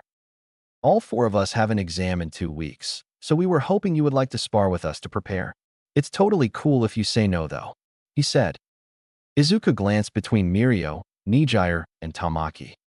But why me? I mean, I'm just a first year. You're second years, I think, and have way more experience than I do. I won't even pose a challenge to you even if you're handicapped or something, he said. Mirio just grinned. Go around with Nijire. Quirks, martial arts, the works. First good hit wins. Make up your mind after that, he said. 5. Izuku nodded hesitantly after turning to Nijire, who seemed eager to fight. The greenette backed up a few meters, slipping his mask on and pulling his hood up, letting small wisps of smoke exit the exhaust pipes. Mirio and Tamaki were leaning against the wall beside Aizawa, all 3 watching intently. Ready? Mirio asked. Yeah. Yup. Start, Mirio called. Nijire launched into the air, golden spirals whirling from her hands and feet, zooming across the room towards Izuku. He let the girl get a little closer before pushing the smoke out in a huge explosion, engulfing most of the room. Nijire stopped, then put her hands together, facing outwards. A second later, a huge shockwave blew the smoke away from her. Izuku jumped from platform to platform, sailing through the air towards his opponent. 1. Spotting him, Nijire zoomed forwards, her hands outstretched again. Not wanting the shockwave from before to hit him, Izuku gathered the smoke around him and created a pair of strong walls stacked between Izuku and Nijire. The shockwave shattered the first shield, but dissipated upon hitting the second. Izuku blew up the smoke behind him, launching him at Nijire, who was charging up a third shot. She was too slow. Nijire's eyes widened as Izuku launched out of the smoke towards her. His fist met her midsection, the smoky gauntlet covering his fist dampening the blow slightly, but not completely. Nijire squeaked in alarm, spiraling wildly away through the air. That's it. Midoriya wins, Mirio called. Nijire reoriented herself and floated down to the ground, a smile on her face. Izuku hopped between a series of platforms, landing beside the periwinkle girl with a rather bemused expression. Mirio jogged over, clapping Izuku on the shoulder. See? We might have a year on you, but you're practically on an even footing with us. You've pretty much been Aizawa's personal student for almost a month, Mirio exclaimed. The 3 of us really struggled in our first years to even use our quirks the way we wanted. Permeation would activate at random, and the fine-tuning for little changes was impossible. Surge used up almost all of Nijire's stamina in one burst, and she couldn't regulate it yet. Manifest only worked for 1 or 2 minutes at a time, and the manifestations weren't that big or strong. We spent most of our first year catching up to our peers in terms of quirk control. Now we're working on catching up in technique. You see the similarities? 10. Izuku nodded. The four of them had similar problems and had so far worked to similar points. The older three students' quirks were much more finicky to use than Izuku's, which was the only reason he'd been able to catch up to them in terms of battle prowess. They would be able to help the other train for the exams in 2 weeks without the youngest holding them back. 2. So, are you in Midoriya? Mirio asked. I'm in, and call me Izuku. Izuku grinned. Mirio's smile matched Izuku's. Nijire beamed, bouncing on the spot. Tamaki cracked a small smile. Then let's get started. Power! Mirio cheered, sinking into the ground while striking a heroic pose. Izuku walked into practice facility A, raising a hand in greeting to Tamaki, who was the distraction near the entrance. 9. Hey Tamaki, is Mirio here yet? He asked, dodging a Nijire wave and putting up a smokescreen. And no, Tamaki replied, not very convincingly. Nijire dodged a smoke bomb and threw a 5% blast at Izuku, which was blocked by a weak shield. Izuku put up a staggered, triple-layer shield between himself and Mirio, who was trying to spring up behind him, and launched a solid wall at the floating spiral girl. Mirio attacked from the front, getting a glancing blow on Izuku's outstretched arm before Izuku created a tough barrier between them, leaving himself open to a 15% Nijire blast from above. 1. The shockwave hit Izuku in the back, sending him flying forwards into Tamaki's reach.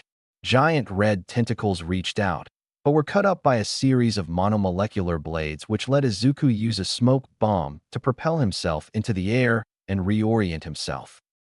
2. Nijire flew up to meet him. Mirio sank into the ground and ejected himself into the air at high speed. Tamaki readied his wings and clamshells, and Izuku stood on a platform high above them, a cigarette in his mouth and dark smoke swirling around him, the mass increasing by the second. 1. That's enough, Aizawa called, stopping the spar. All of you get down here. 2. Nijire floated down, while Izuku caught Mirio with a platform and lowered the both of them to the ground. Tamaki just returned to his normal human form and walked over to Aizawa. The four of them gathered around the man, who was holding several slips of paper. As you know, your exams are tomorrow. He started once they arrived. The summer training camp will take place for 1 week during the summer holidays, which you all will hopefully be attending. Now, tomorrow at 9 a.m., Togata and Amajiki be at Battleground 5 for your exam. Midoriya, Hadu, Battleground 6. Be on time, wear your costumes. You will be briefed on your exam when you arrive at the site. Any questions? I'm taking the same exam as Nijire, Izuku asked. Aizawa smiled, strangely unmaniacally. 7. Yes, the staff has decided that you're more than capable enough to take the same exam as the second years. Honestly, the usual first-year exam would be a joke if you took it. So, second-year exam.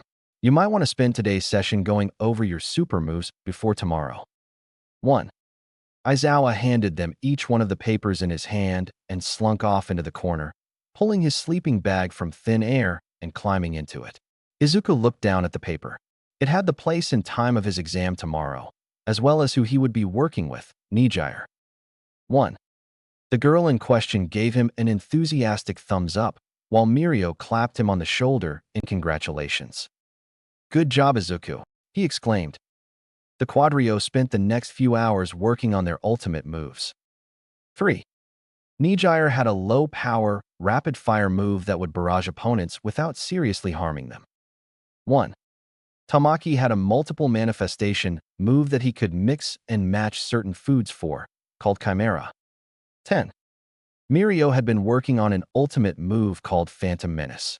He would phase through whatever solid objects were available, walls, floors, and ceilings, using the rebound created by emerging to launch into another surface, building speed as he moves around unpredictably while pummeling opponents when he passed them.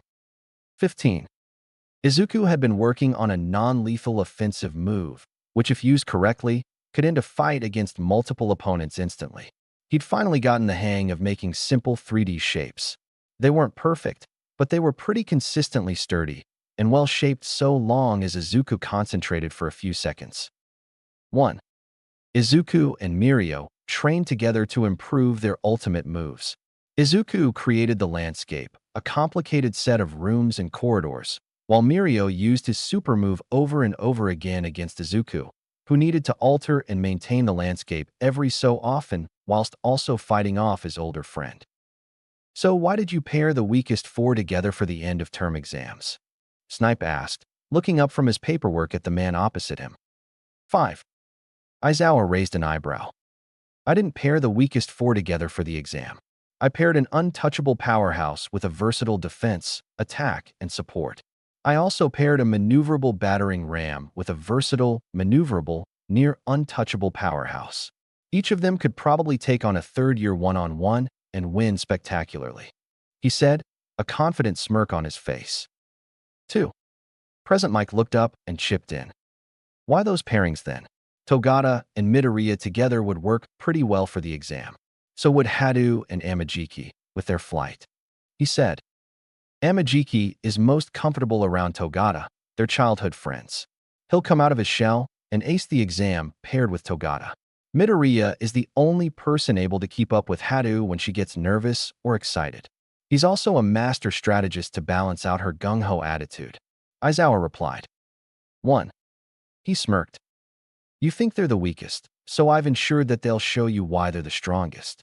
Those four are going to go far. Izuku walked up to Battleground 6, his costume on and ready for the coming task. He had already filled his suit with smoke and had his cigarettes ready to hand should he need them. 1. Nijire was already there, waiting for him. She had a piece of paper in hand and beamed when she saw him. Izuku, look. Our assignment, she exclaimed, holding out the piece of paper to him. Defeat and capture all enemies within the time limit. Your opponents must not be seriously damaged. 4. You must not damage the city. You must not disrupt the civilians' lives. Points will be deducted for damage to the villains, damage to the environment, and impediment of traffic. Your time limit is 30 minutes, starting on the buzzer. This is tough, Izuku muttered. We don't know where the villains are, how many there are, or what they are. They could be other students, robots, or even the staff. My quirk really isn't suited for this. I could very easily damage the buildings if I engage villains in narrow spaces. Nijire spoke up. My quirk is quite good in this situation. Izuku continued. I can capture villains without involving civilians or stopping traffic. I can also protect the buildings while attacking at the same time. I should scout from above, and you follow behind looking more carefully. I can buzz you if I spot someone, then you can come in for the capture. Nijire said. Izuku nodded. I can hold my structures across long distances. The size of the city isn't a problem. The main problem is number of targets, but I can easily transport the villains we catch along with me to imprison multiple villains in one box. He finished. It's half an hour, so there's probably only 30 villains or less, which is good. I'll try to search the buildings as I go by circling and looking in through the windows. Nijire said. 3. They waited another few minutes beside the closed doors, Izuku smoking and Nijire bouncing nervously on the spot. The moment the doors opened and the buzzer rang, Nijire jumped into the air and flew above the rooftops, scouting for villains. Izuku followed behind her, peering into the bottom floor windows and around alley corners. Nijire was the first to find a villain, 10 seconds into the exercise. The glass office building, north side, 5th floor. Izuku blasted off with a smoke grenade, using several in quick succession alongside some stepping stones to reach the office building and circling around to the north side. The robot was half hidden behind a desk and computer, so that's how it was going to be. Izuku let smoke permeate through the gaps between the windows and the window frames, surrounding the robot and imprisoning it in a perfectly cuboid box strong enough to contain a minor strength enhancement quirk. The corner shop across the street, in the back room. Izuku nodded to Nijire as they passed above the street full of self-driving cars, which was to simulate rush hour traffic. Approximately 22 minutes and 34 seconds later, Izuku and Nijire landed back at the entrance to the city, where a grinning Aizawa and slack-jawed Present Mike were standing. Well done. You found and captured all 80 villain bots with absolutely no damage done to them or the buildings, and the traffic didn't even notice your presence. You still have, he glanced at his watch, 7 minutes and 16 seconds left, so that's bonus points. Good job. You can let the villain robots go now, Midoriya, if you haven't done that already. Izuku let out a sigh of relief, releasing his hold on the 76 smoke prisons around the mock city. 11. Togata and Amajiki are just rounding up the last few robots. They'll be done in just a few minutes with a perfect score like you two. Go and shower, change back into your uniforms, and wait for the other two. Aizawa said, walking off. Present Mike followed after him in a daze, his mouth still hanging open. Izuku and Nijire headed to the changing rooms and showered. Izuku was joined 3 minutes later by Mirio and Tamaki, who turned their own showers on after greeting him tiredly. Man, you and Nijire destroyed the test. Mirio exclaimed. Me and Tamaki did pretty well. I scouted inside buildings while Tamaki captured the villains with his octopus tentacles. We actually had to improvise restraints at one point, using bent steel bars and wires and stuff. We lost points by destroying the environment, but got them back by finishing 4 minutes early. Izuku nodded, washing soap out of his hair. Nijire was the scout for us, and I made the prisons. He said. Ah, all that shape training finally came in handy. Mirio said enthusiastically. Izuku smiled. Yeah, air can still permeate the walls, but they're difficult to escape. The only struggle we had was the fact that there were so many robots to find and restrain. Tamaki sighed quietly. I can understand making the test difficult, but 80 villains in half an hour is too much. 2. The boys left the showers and changed into their uniforms, meeting Nijire outside and heading up to the main building. I wonder how our classmates did. Nijire said. They're all really strong, so probably nobody failed. 1. It was 3 hours later. Izuku was about to head to lunch when the door burst open and his 3 friends came barreling into the classroom, wide-eyed. Even Tamaki seemed almost manic. Izuku, you'll never guess what we found out. Nijire exclaimed. Aizawa opened his eyes before grinning within his sleeping bag and closing them again. What is it? What's going on? The greenette asked, thoroughly confused. We're the top students in the class. Mirio yelled. Izuku took a moment to think it over. Wait, top? How do you know? He asked excitedly. Our classmates wanted to compare scores with each other. Nijire began. The biggest number of captured robots I heard was 23. They didn't have any simulated traffic, and their robots weren't lurking inside the buildings, just in the alleyways. And they didn't have to capture the faux villains with minimal damage done to them. It was more of an optional extra credit thing for our classmates, not a requirement. Mirio said. There's a class ranking put on the homeroom billboard behind the teacher's desk. Tamaki interjected quietly. We were at the very top, rather than the bottom like the end of last year. Izuku smiled almost blindingly at his friends. Guys, that's awesome. Where did each of you place? I got 3rd, Tamaki said. I got 4th. Nijire beamed. I came in 2nd, Mirio said proudly. We all got a perfect score, but you and Nijire finished with more time to spare and extra points. I think it was something like 120% to our 110%. That's great. Who came in first? Izuku asked. 5. Mirio tilted his head like it was a stupid question. Nijire mimicked his movement, while Tamaki seemed confused. PFF, what kind of question is that? There's only one person it could be, Mirio exclaimed. Who? You, Izuku. You're the top student in Class 2A. Unofficially, of course. Mirio had insisted that they celebrate Izuku's victory over his upperclassmen. Izuku had asked if they'd like to come over for dinner. His 3 friends had readily agreed, while Inko was ecstatic her baby finally had friends over.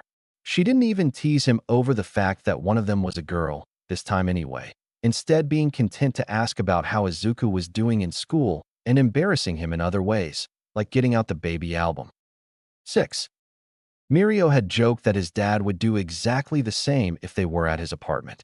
Tamaki had just smiled quietly at the pictures, occasionally speaking up to ask how Izuku had gotten into that predicament, questions that Inko was all too happy to answer. Nijire had been by far the worst.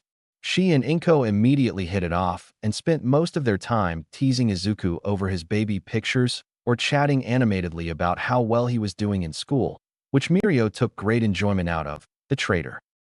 Izuku had never been happier. 3. Izuku nodded to Aizawa as he walked over to the bus bay, his suitcase in hand. The summer training camp started today. Well, more accurately, the second years plus Izuku's training camp started today. Since Izuku was on his own, there was little point in holding an entire training camp for just him. So that he could have the experience, Izuku was going with the second years, who were quite eager to meet him. Aizawa's expression was grim, which set Izuku on edge. Something was very wrong. I didn't tell you before because I didn't want to distract you from your exam preparations, but now I think it's a good time to motivate you, he said. His words were light, but his tone and expression remained stone cold.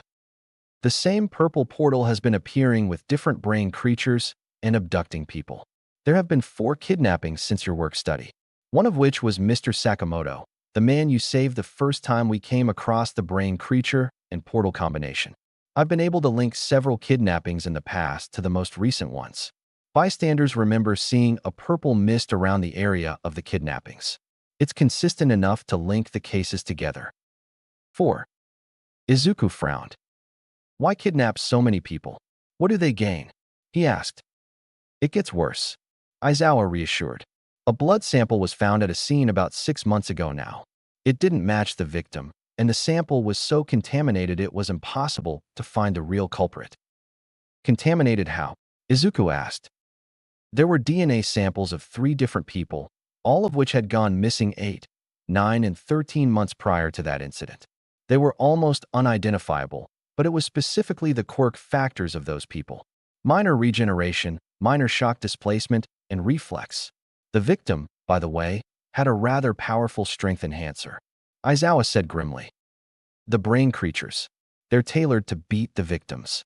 The one attacking Mr. Sakamoto had a strong strength enhancer. I'd be willing to bet it came from the kidnapping you just mentioned, Izuku said, his horror mounting. Someone's collecting and exchanging quirks between people like loose change, creating living weapons that can be tailored to an individual you want killed. Or just make a standing army. Who's to say? Izuku thought for a moment. What were the quirks of the most recent victims? He asked. Mr. Sakamoto had shock absorption, a very powerful one. The next had super regeneration. The one after had a rather impressive speed enhancer called burst. The next was a pain dampener, and the one just before Sakamoto had a pretty similar quirk called impact recoil. He listed off angrily. They've made specialist creatures for kidnapping victims. Now they're making a living sandbag that can fight back. Izuku murmured. Their next target will be stronger than a civilian. Much stronger. I thought the same thing, Aizawa confirmed. They're going to start going after heroes. We're better to acquire strong quirks than the people who use them to walk to the top. Izuku asked rhetorically. Izuku, Mr. Aizawa, Nijire called. Izuku's expression immediately brightened as he turned to his friends. Hey guys, he said. You excited for your first training camp? Mirio asked, arms swinging energetically as he strode forwards. Of course, Izuku replied. Are you alright, Izuku? Nijire asked, picking up on his earlier mood. I'm fine. Something happened with the case that came up during my work study, and it's worrying. I'll be okay though, he reassured her. The Quadrio plus Aizawa were joined soon after by the rest of Class 2A. A girl with close-cropped pink hair approached him and shook his hand. 5. You must be Midoriya. I'm Misa, the class president of Class 2A. If you need anything, don't hesitate to come to me. You might be an unofficial member, but that's more than enough in our eyes, she said. 1. Izuku shook several students' hands, most of which congratulated him on thoroughly thrashing them during the exam. Class 2A's homeroom teacher ushered them all onto the bus. The 4 friends sat near the front of the coach, Mirio and Tamaki in front of where Izuku and Nijire were sitting. Mirio had brought a handheld console with multiple wireless controllers, which Izuku suspended in the air by embedding it in a small shield and floating it up slightly. The 4 of them played Superhero Fighters, a game that they'd held many tournaments with in their spare time after school or during lunch and break times. Izuku was banned from using All Might, who was by far the most OP character in the game. 10. Nijire mained Ryukyu. Tamaki normally played Fat Gum. Mirio switched between Edgeshot and Best Jeanist, and Izuku mained Gang Orca, who had a somewhat similar moveset to All Might with his sonic waves instead of air blasts and muscular build. 1. They played for a few hours, Tamaki once again completely dominating them with Fat Gum's insane defense. Izuku was able to win a few matches with Gang Orca's high attack, and Nijire won some with Ryukyu's all-roundness. Edgeshot's maneuverability gave Mirio a single victory before he swapped to Best Jeanist and got hammered. 3. Once they put the game away, Izuku scrolled through some hero forums on his phone, mainly focusing on the 18 villains All Might had captured trying to rob a bank that morning in Tokyo. A weight settled onto Izuku's shoulder an hour later. Pulling his attention away from the old All Might video, he was once again watching on repeat. Nijire had fallen asleep and was slumped into him. There was a quiet click, and Izuku's face turned bright red. "Delete that," he hissed at Mirio, who was peeking over the back of his chair, phone in hand. 1. "But you look so comfy snuggled up together like that," Mirio teased. "I will Darth Vader your windpipe, Tintin," Izuku threatened. 16. "Huh, Tintin, that's a new one broccoli boi," Mirio chortled quietly. 1. Izuku spent the rest of the trip on edge as Nijire snuggled closer to him gradually, and Mirio turned every so often and snickered. 5. At long last, the bus stopped on a rocky clifftop overlooking a forest, a mountain rising out of the ground in the distance.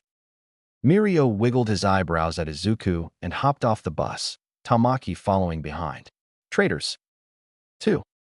Izuku tapped the top of Nijire's head where she was nuzzled into his shoulder, her arms wrapped around his. "Nijire, we're here." The girl grumbled, lifting her head and staring right into his eyes sleepily. "Where are we?" she asked.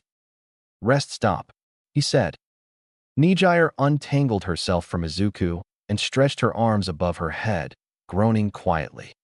"Let's go then," she said, her usual bouncy energy back as she shot out of her chair and got off the bus. Izuku followed after her, rejoining the other two boys who were standing near the cliff edge. Mirio grinned at him and received a fist to his side for his troubles. "Did something happen after I fell asleep?" Nijire asked. "No," Izuku replied quickly. "Yes," Mirio said. Nijire tilted her head in confusion at Izuku's red face and Mirio's grin. "All right, everyone, you know the drill," Class 2A's homeroom teacher said. "The pussycats are at the lodge. Pixie Bob is already in position. Get going." 1. Izuku watched in shock as the class threw themselves off the cliff. 4. "Come on, Izuku," Mirio yelled, diving off the edge. "We've got to get to the base of the mountain by lunch." Tamaki followed after Mirio, while Nijire hopped off the edge and floated down a moment later. Trusting his friends, Izuku dove off the edge, a cigarette already between his teeth, the lighter protected from the wind by his cupped hands. 1. A series of smoke bombs redirected his momentum, letting Izuku drop to the ground safely. The class were already charging into the trees. Nijire landed beside him, while Tamaki lowered himself from where he'd grabbed onto the cliff face. Mirio ejected himself from the ground in nothing but a pair of boxers. His uniform was in a crumpled pile a few meters away. "There's an army of earth beasts and other traps between us and the mountain," Mirio explained. "The challenge we were given in our first year was to get there by lunchtime. Of course, nobody managed it. This year, though, we have the advantage. You've perfected your quirk control, so you can just ping-pong yourself to the end. Nijire and Tamaki can fly, and I can propel myself in pseudo-flight with smoke bombs," Izuku said. 1. Mirio grinned. "Exactly, but then that would be no fun. So I say we fight whatever earth beasts we come across as we make our way to the end. The goal is still lunchtime, though." Izuku nodded, a small smile on his face. "All right, may the best hero win." The four of them sprinted into the trees. Nijire propelled herself along with low-power blasts, weaving through the trees with ease. Mirio ran through anything and everything that got in his way, including the giant earth monsters. Tamaki used cow hooves and chicken wings to half-run, half-fly his way through the trees. Izuku struggled at first, smoke bomb not designed to maneuver in confined spaces like dense forests. He tried bouncing from tree to tree while using smoke bomb to propel himself, but without something holding him in the air, he would just fall to the ground. But why couldn't he hold himself up? His newest ultimate move would be the perfect solution to this problem. It wasn't by any means complete or stable if he tried to do the entire thing at once, but just to lift himself up? Dark Cloak could do that. Izuku gathered the smoke on his chest and abdomen, letting it shape itself around him and leaning forwards. He floated a meter or so off the ground, lying on his front atop the half-finished ultimate move. Eventually, it would be his strongest shield and sharpest spear, but for now it would serve well as a means of transportation. After that, Izuku darted through the forest faster than anyone else, creating pointed shields before his face and smashing right through Earth Beast's face first, lying on his stomach. Mirio caught up to him a few minutes later, Phantom Menace in G between the trees like a demented pinball. 3. Is that Dash? The new Dash? Move Dash. You've been Dash. Working on Dash, he asked, permeating in and out of the floor, trees and beasts. Izuku just gave a thumbs up, not bothering to try and communicate when his ears were fluctuating between deaf and working like that. Mirio grinned. Sick Dash. Looks like Dash. Voldemort Dash. From the Dash. Last film Dash. Izuku looked down at himself. He actually did look kinda like an operating Death Eater from those old Harry Potter films Mirio made them all watch a while ago. They smashed through another Earth Beast together and were soon joined by Nijire and Tamaki. Tamaki needed a minute to get the hang of running around a forest in this form. Nijire said, "Whoa Izuku, you look so cool." Izuku blushed, pulling the smoke up slightly to hide his face from the nose down and eyebrows up. "Thanks," he mumbled. Soon enough, only Izuku's bright green eyes could be seen in the smoke, almost glowing in the dark fog, tearing its way through Earth Beasts and maneuvering perfectly around trees. 2. The group of 4 tore their way through the forest, not letting any Earth Beasts they came across live any longer than a few seconds. They made it to the lodge at 1:45, somewhat dirty from all the earth flying everywhere, but only a little out of breath. Dark Cloak was difficult to maintain, but not as bad as creating shields used to be. Nijire had an insane amount of stamina and had used very little power to zoom between the trees. Mirio's quirk wasn't tiring to use. He was only out of breath because he'd insisted on running the last few hundred meters.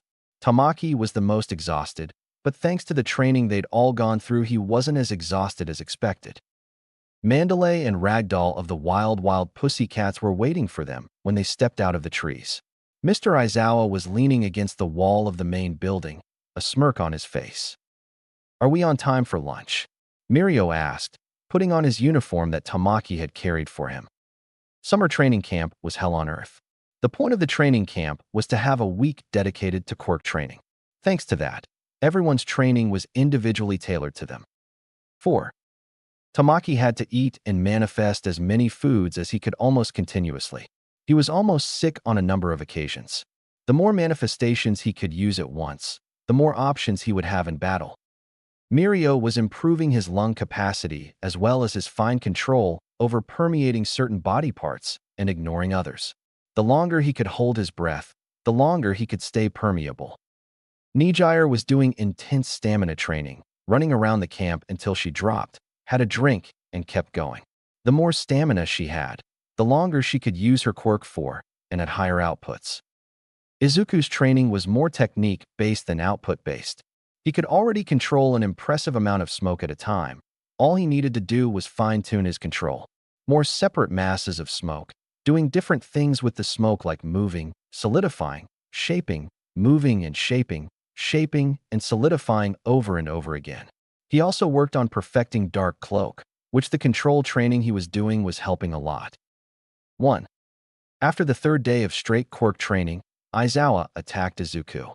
Of course, his concentration broke completely, and the multiple smoky shapes he was handling turned wispy and unsolidified. and he got a bruise for his troubles. You need to work on maintaining total control over your quirk in a fight. So I'm going to push you to your physical limits while you push your quirk past its own. We're not going to do this until you get it right. We're going to do it until you don't get it wrong, Aizawa had said. 13. Then they'd fought without quirks, hand to hand, for hours on end, while Izuku maintained 20 individual 3D shapes, keeping their defined edges and solidifying them, then unsolidifying them over and over again, and occasionally swapping them so that pyramids became spheres, cubes became pyramids, and spheres became squares, without dropping 1. On day 7, the last day of camp, everyone was given a task to complete. Whether it be destroy A or retrieve B, what would have been difficult or impossible for the students before was achieved with minimal difficulty. Nijire needed to use 10 100% attacks consecutively. She did 13 before feeling weak. Tamaki needed to manifest 5 different foods at once and use them to conquer an earthy obstacle course. He used 6 and beat it in under a minute.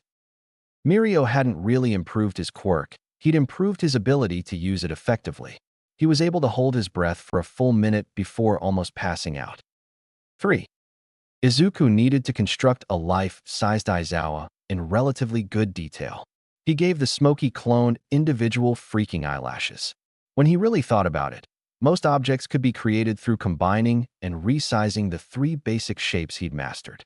After that, smoke construction came easy.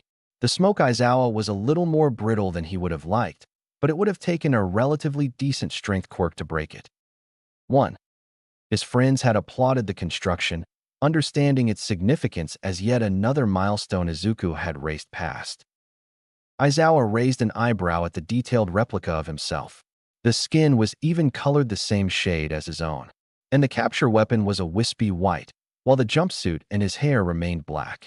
You could even barely see the bright yellow goggles around the clone's neck. You could tell it was made of smoke and just a replica of the man, but it was well made nonetheless. Once every student had shown their improvements, they were given time to go to the hot springs, mess about in the forest, or do whatever they liked before the buses would return them to the UA campus.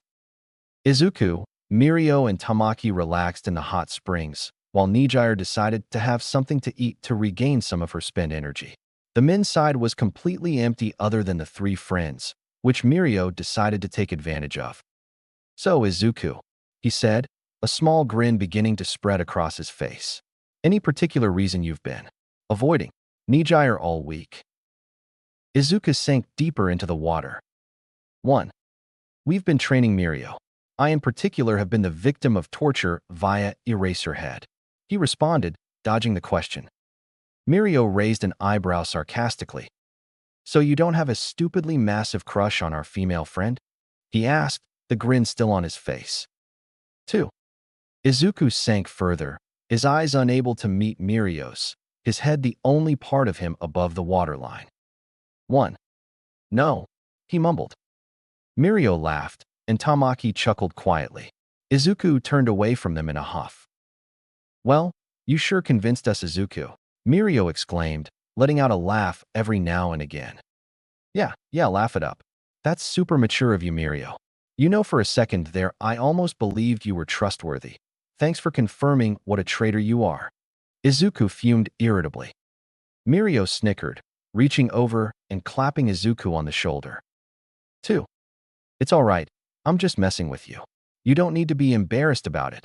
We're your friends. Besides, I think you'd make an adorable pair. Right, Tamaki? He asked. The normally timid boy closed his eyes and nodded slowly like a sage old man, a small smile on his face.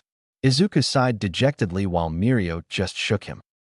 See, we might tease you about it sometimes, but we're not going to shun you for it, or hold your little crush over your head, the blonde said. Izuku sighed in defeat, slumping slightly. But what if she finds out and thinks I'm weird or something? Tamaki snorts very uncharacteristically, while Mirio barks out a laugh. You don't have to worry about that. Before all of this, who fancies who and what could possibly go wrong in an alternate universe, she is your friend first and foremost, he said. 3. Seeing Izuku's unsure expression, he continued. All right, think of it this way. If I told you I was gay and fancied you, would you immediately start hating me if you didn't feel the same? I'm not, and I don't, by the way. This is just hypothetical. He reassured the brunette. 8. Izuku shook his head. No, even if I didn't feel the same way, you'd still be my friend, he said slowly. Mirio grinned. Exactly. Even if she doesn't feel the same, that doesn't mean she'll stop being your friend. And in a few years, we'd be able to laugh about it while having a movie night or something. Nijire's not the type to abandon friends over something so silly. Izuku nodded, thinking the words over in his mind. Now that Mirio had pointed it out, it seemed obvious. Nijire just wasn't that kind of person. I think you should tell her. Mirio spoke up. What? No, Izuku spluttered. That is a bad idea, the worst I've ever heard, and I've done some pretty stupid things in my life. 2. Mirio shrugged. That's just what I think. You don't have to do it, but I believe it would be best if you did, he said. The trio remained silent the rest of their time in the springs, Mirio shooting Izuku meaningful glances now and again, which were pointedly ignored. Eventually, they went and packed the few things they'd brought with them, meeting up with Nijire for dinner before the bus ride home. Mirio and Tamaki were sat in front of Izuku and Nijire again, the former of which grinned and wiggled his eyebrows at Izuku, who proceeded to glare at the blonde. Most people fell asleep within the first hour. Nijire slumped into him again on the second, and Izuku conked out on the third, despite his embarrassment at the hands of Mirio. Izuku woke up with his vision filled with blue. He blinked groggily at the blue, hoping that would clear his vision up. Well, now he could see individual strands, so obviously this wasn't his eyes finally giving out, it was a head of hair. It was a nice shade of blue. His favorite, actually. When did blue become Izuku's favorite color? He couldn't tell you. It just sort of did. 3. Izuku's entire right side was warm. There was something resting on his shoulder and wrapped around his right arm. Whatever he was leaning on was quite comfortable. Izuku's groggy brain struggled to pick up where he had been before he fell asleep. Training camp?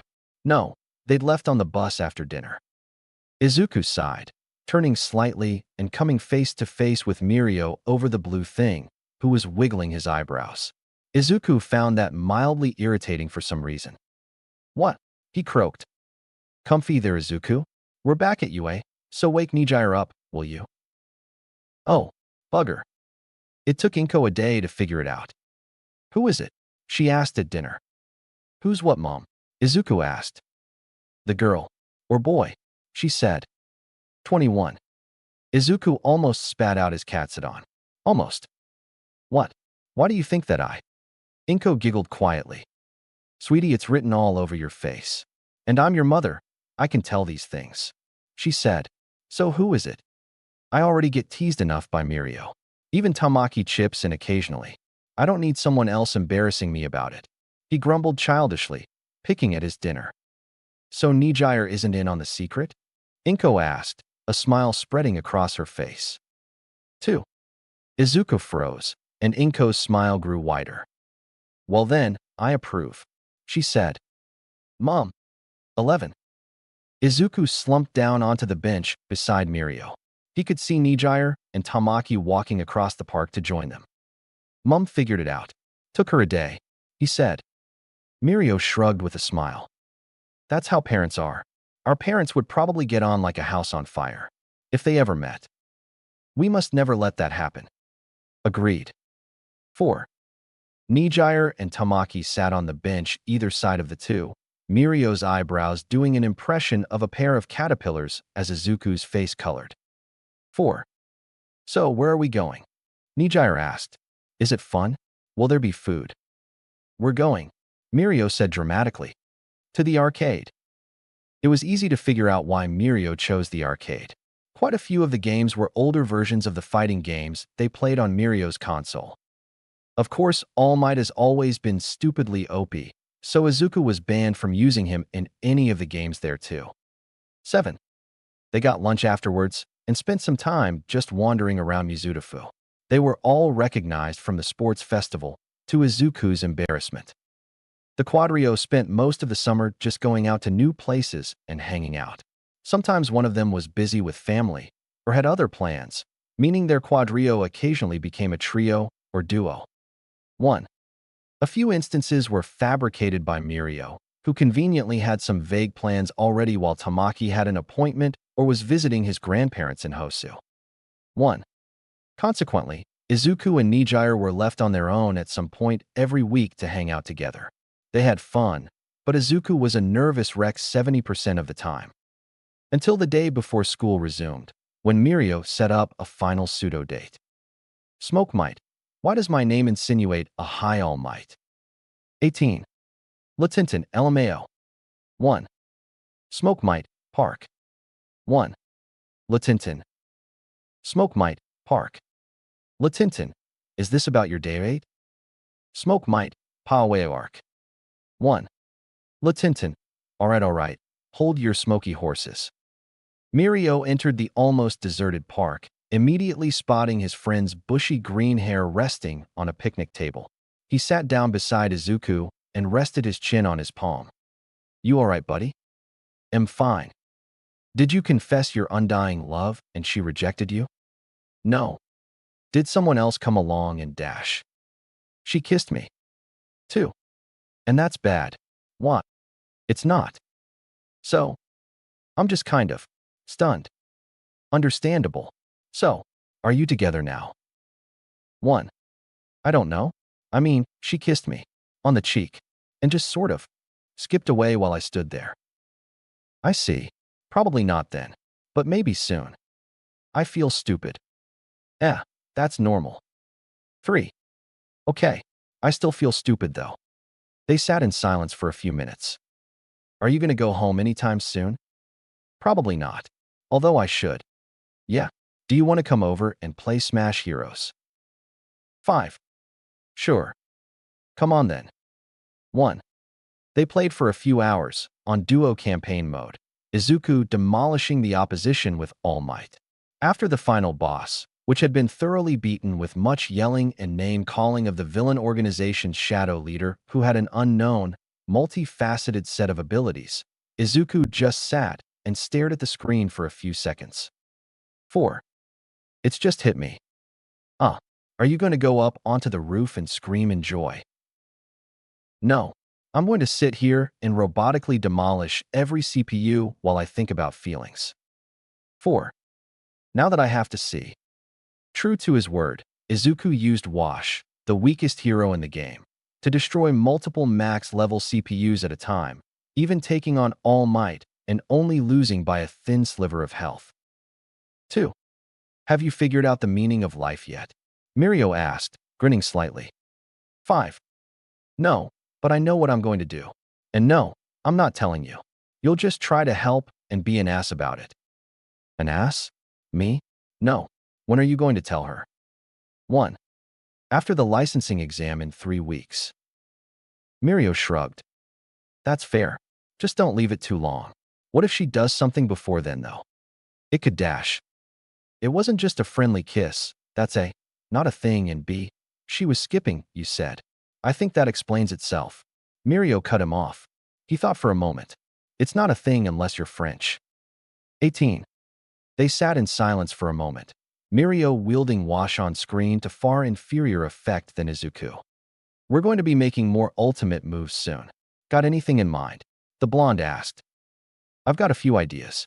Should be simple enough too, just a stylized version of an old move. 1. I've got an idea to blind opponents. I can use the same move to attack through shields and raised arms too. Something like Blinder Touch Eyeball Crush. Izuku snorted. Why not keep with the Star Wars theme? You've just given me a brilliant idea. The 4 of us could have a Star Wars-themed ultimate move. You could make a smoke collar around an opponent's neck and lift them up with it. 3. Be careful not to choke on your aspirations, director.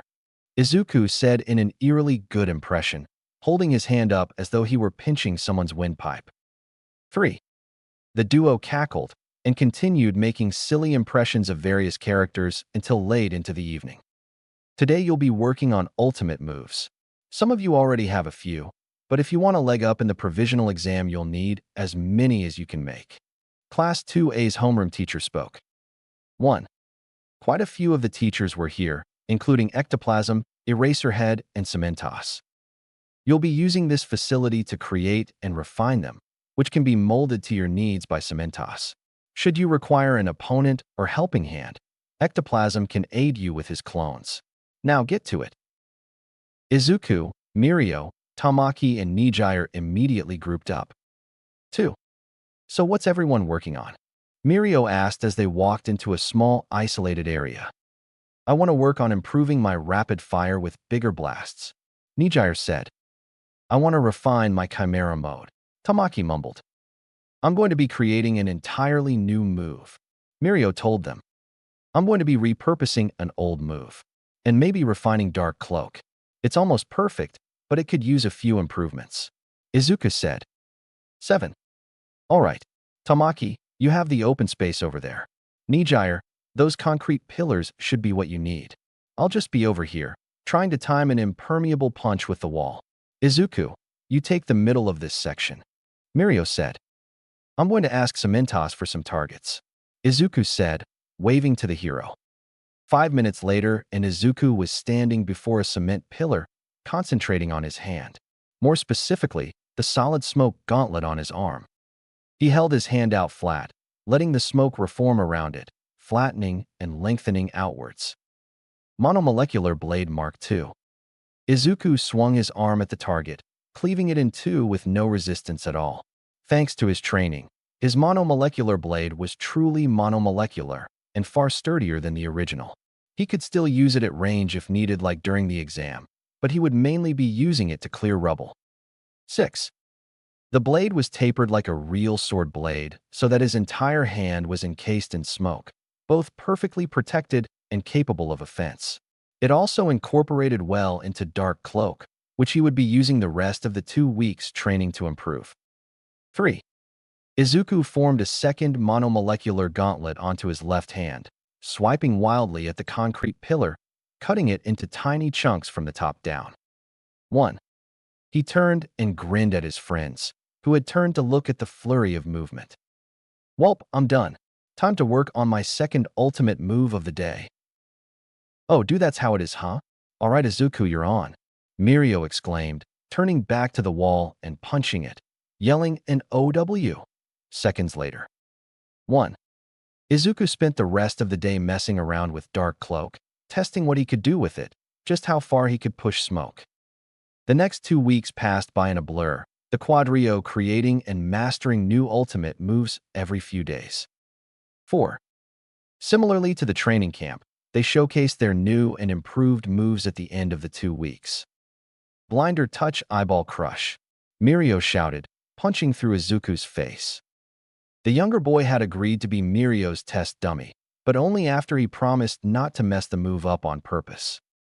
Mirio showcased all 10 of his ultimate moves he'd created and practiced with in the 1.5 years he'd been training at UA. Nijire only had a few moves, but they were all versatile and useful in different situations. Tamaki's entire quirk was an ultimate move in itself. He showed them off attacking an ectoplasm clone. Finally, as the unofficial member of Class 2A, Izuku showed his own moves. 1. Smoke Bomb, Dark Shield, Wall, Monomolecular Blade, Monomolecular Gauntlet, Smoke Screen, Dark Whirlwind, Dark Cloak, Smoke Construct, Dark Tether, Dark Choke, Detroit Shield, and Dark Smash. 13. Most were pretty self-explanatory. Dark Shield was just a smaller, sturdier wall. Dark Tether was basically an imitation of Tamaki's tentacles. Dark Smash was a super punch created by empowering his blows with fast-moving smoke. 2. Detroit Shield was Izuku's strongest defense. Theoretically, it could stand up to a Detroit Smash head-on, one of All Might's strongest moves. In practice, it was just 12 Dark Shields layered over one another. It would do its job, hopefully. It could take a 100% Nijire wave head-on, and thwarted Tamaki's attempts to break through it even after that fact. The entirety of Class 2A had launched their powers and even a few ultimate moves at it, and barely got through the 3rd layer. Man, that's a tough shield, Nijire exclaimed as they walked to the changing rooms. I don't know about a Detroit Smash, but even the top 10 minus All Might working together would struggle with that, Mirio said. Izuku just smiled, scratching the back of his neck bashfully. By the way, Mirio said, I have Phantom Menace, and Izuku has Dark Choke. You two need to come up with a Star Wars-themed ultimate move too. 2. Tamaki chuckled quietly, while Nijire laughed out loud. 3. We should totally do that, she said. We should have a refresher on the films too. Mirio wheedled. We can do a movie night, but we're not watching Star Wars again. Izuku said flatly. What do you think we should watch then? The blonde asked. Well, there's this new All Might Dash. No, the other three said simultaneously. 1. How about Jaws 25? Tamaki asked. 8. You only like that film because the hero has tentacle powers like you, Izuku said. How about a Pixar film? Nijire exclaimed. Which one? Mirio asked suspiciously. WALL-E. It's my favorite, she said. 7. You say that about all of the old Pixar titles, Mirio argued. But you haven't seen WALL-E yet. It's definitely the best one. I don't mind watching it, Izuku said. 3. Mirio gave him a disappointed look. What? It's new. It's not Star Wars Episode 41, or Jaws 88, or All Might Adventures 172. He ground out, still miffed about that. It's the best option we've got. Besides, most of the Pixar films are actually pretty good. He defended. Tamaki nodded along in agreement. 6. You just want to watch Star Wars Episode 0.1, The Ghostly Problem, Tamaki said. Darth Choplim is the best villain, Mirio defended. It's a spoof, Izuku yelled, exasperated. It's canon, Mirio countered. Izuku stepped off of the bus, costume case in hand. Class 2A were already gathered around their homeroom teacher, receiving one last pep talk. The class and Izuku were both taking their first attempt at the provisional exam. Izuku was taking it because he'd shown enough skill and power to attempt it alongside the second years. 2. Izuku stepped up to Aizawa, a nervous smile on his face. The man smiled. Don't look so stressed, kid, you're going to ace it, he reassured. But it's such an important exam. What if I mess up? Kid, you're taking this thing early. You can always take it again next year and be over-prepared for a piddly little exam like this. Now go and reveal Wisp to the hero world. Show them why he's going to be the best. The man smiled. Izuku nodded resolutely, his smile becoming determined. Aizawa raised his fist, which Izuku bumped with his own. 2. At the start of the year, Aizawa swore he would make Izuku into a great hero. 2.5 months later, that promise was coming to fruition. You go, kid, he murmured to Izuku's back as he walked confidently into the main building. 5. Izuku met up with Mirio, Tamaki, and Nijire in the briefing center, where hundreds of hero students were already gathered.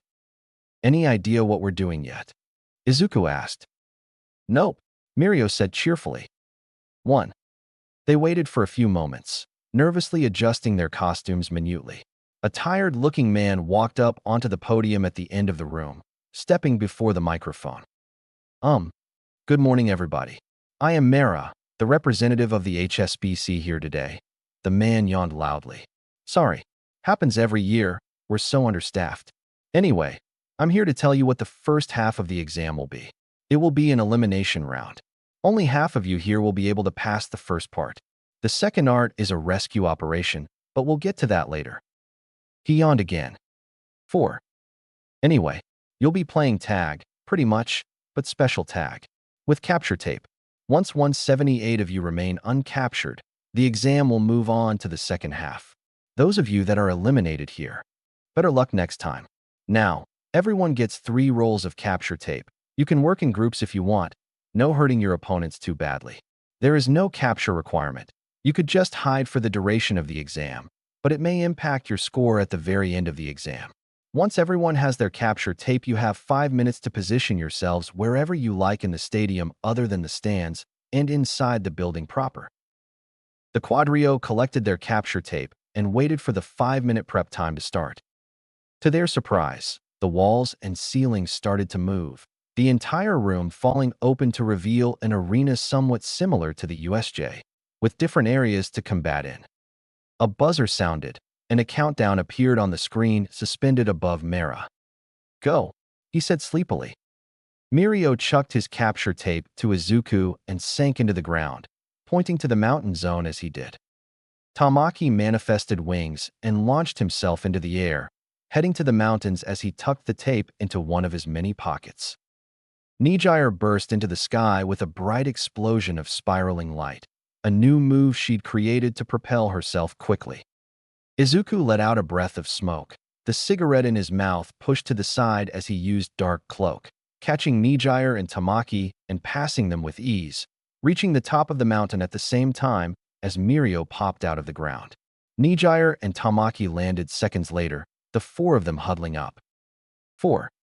All right, so we've got 12 reels of capture tape between us and 335 people to contend with. Mirio started. I might be able to capture people with smoke. He didn't specifically say we needed to use capture tape. He just said we were being given it. Izuku chipped in. All right, I can't take capture tape with me when I permeate, so Tamaki, you take mine. Plan 3F. I'll be the distraction. Tamaki, you capture. Nijire, defend against attacks and throw a few of your own. We're not allowed to hurt the other students too badly, so just be intimidating. Izuku, try out the smoke capture idea. If it works, give Nijire your capture tape and join Tamaki in the capture team. I want you taking point because they can't hurt you through your smoke like they can Tamaki and his tentacles. 9. The three nodded along with their de facto leader, Tamaki taking the capture tape and de-manifesting his wings, running across the rocky outcrop towards the only path up the mountain. Nijire hovered just behind him, looking around the mountain for other groups before the buzzer went. Mirio had sank into the floor, presumably to lead other teams to them. The buzzer rang out, and the game of tag began. Aizawa watched with pride as his star student demolished the competition. He watched Izuku weave between enemies, unseen within the storm of smoke and shields as he wrapped them up in dark tether and disqualified them one by one. 1. Honestly, that kid could probably take on All Might and put a dent in him at this point. After another month, who knows? The current number 1 had better be prepared to defend his title from a 15-year-old. Aizawa chuckled when Izuku backflipped over an ice quirk-wielding student coming up behind him and wrapped a dark tether around his waist. The student looked a little confused when his hero name was disqualified with an Iceman has been eliminated. 13. He continued to smile to himself, freaking out Miss Joke who was in the seat beside him. She'd stopped talking a few minutes ago the moment he started laughing quietly to himself, and was now staring at him with horror across her features, wondering if it was the end of the world. 1. You're laughing. Why are you laughing? What did you do? Who's dead? Oh my god, did you actually kill All Might? I thought you were joking. Thinking on it, that wasn't the best assumption, but you killed him. 2. Aizawa just pointed down at the swirling mass of smoke. They could just about make out Izuku standing in the eye of the storm, eliminating 20 students simultaneously. He raised his smoky hands into the air, the storm expanding and engulfing even more students. 6. He was also cackling maniacally, his smile eerily similar to a certain underground hero. 4. That, he said proudly, is my kid.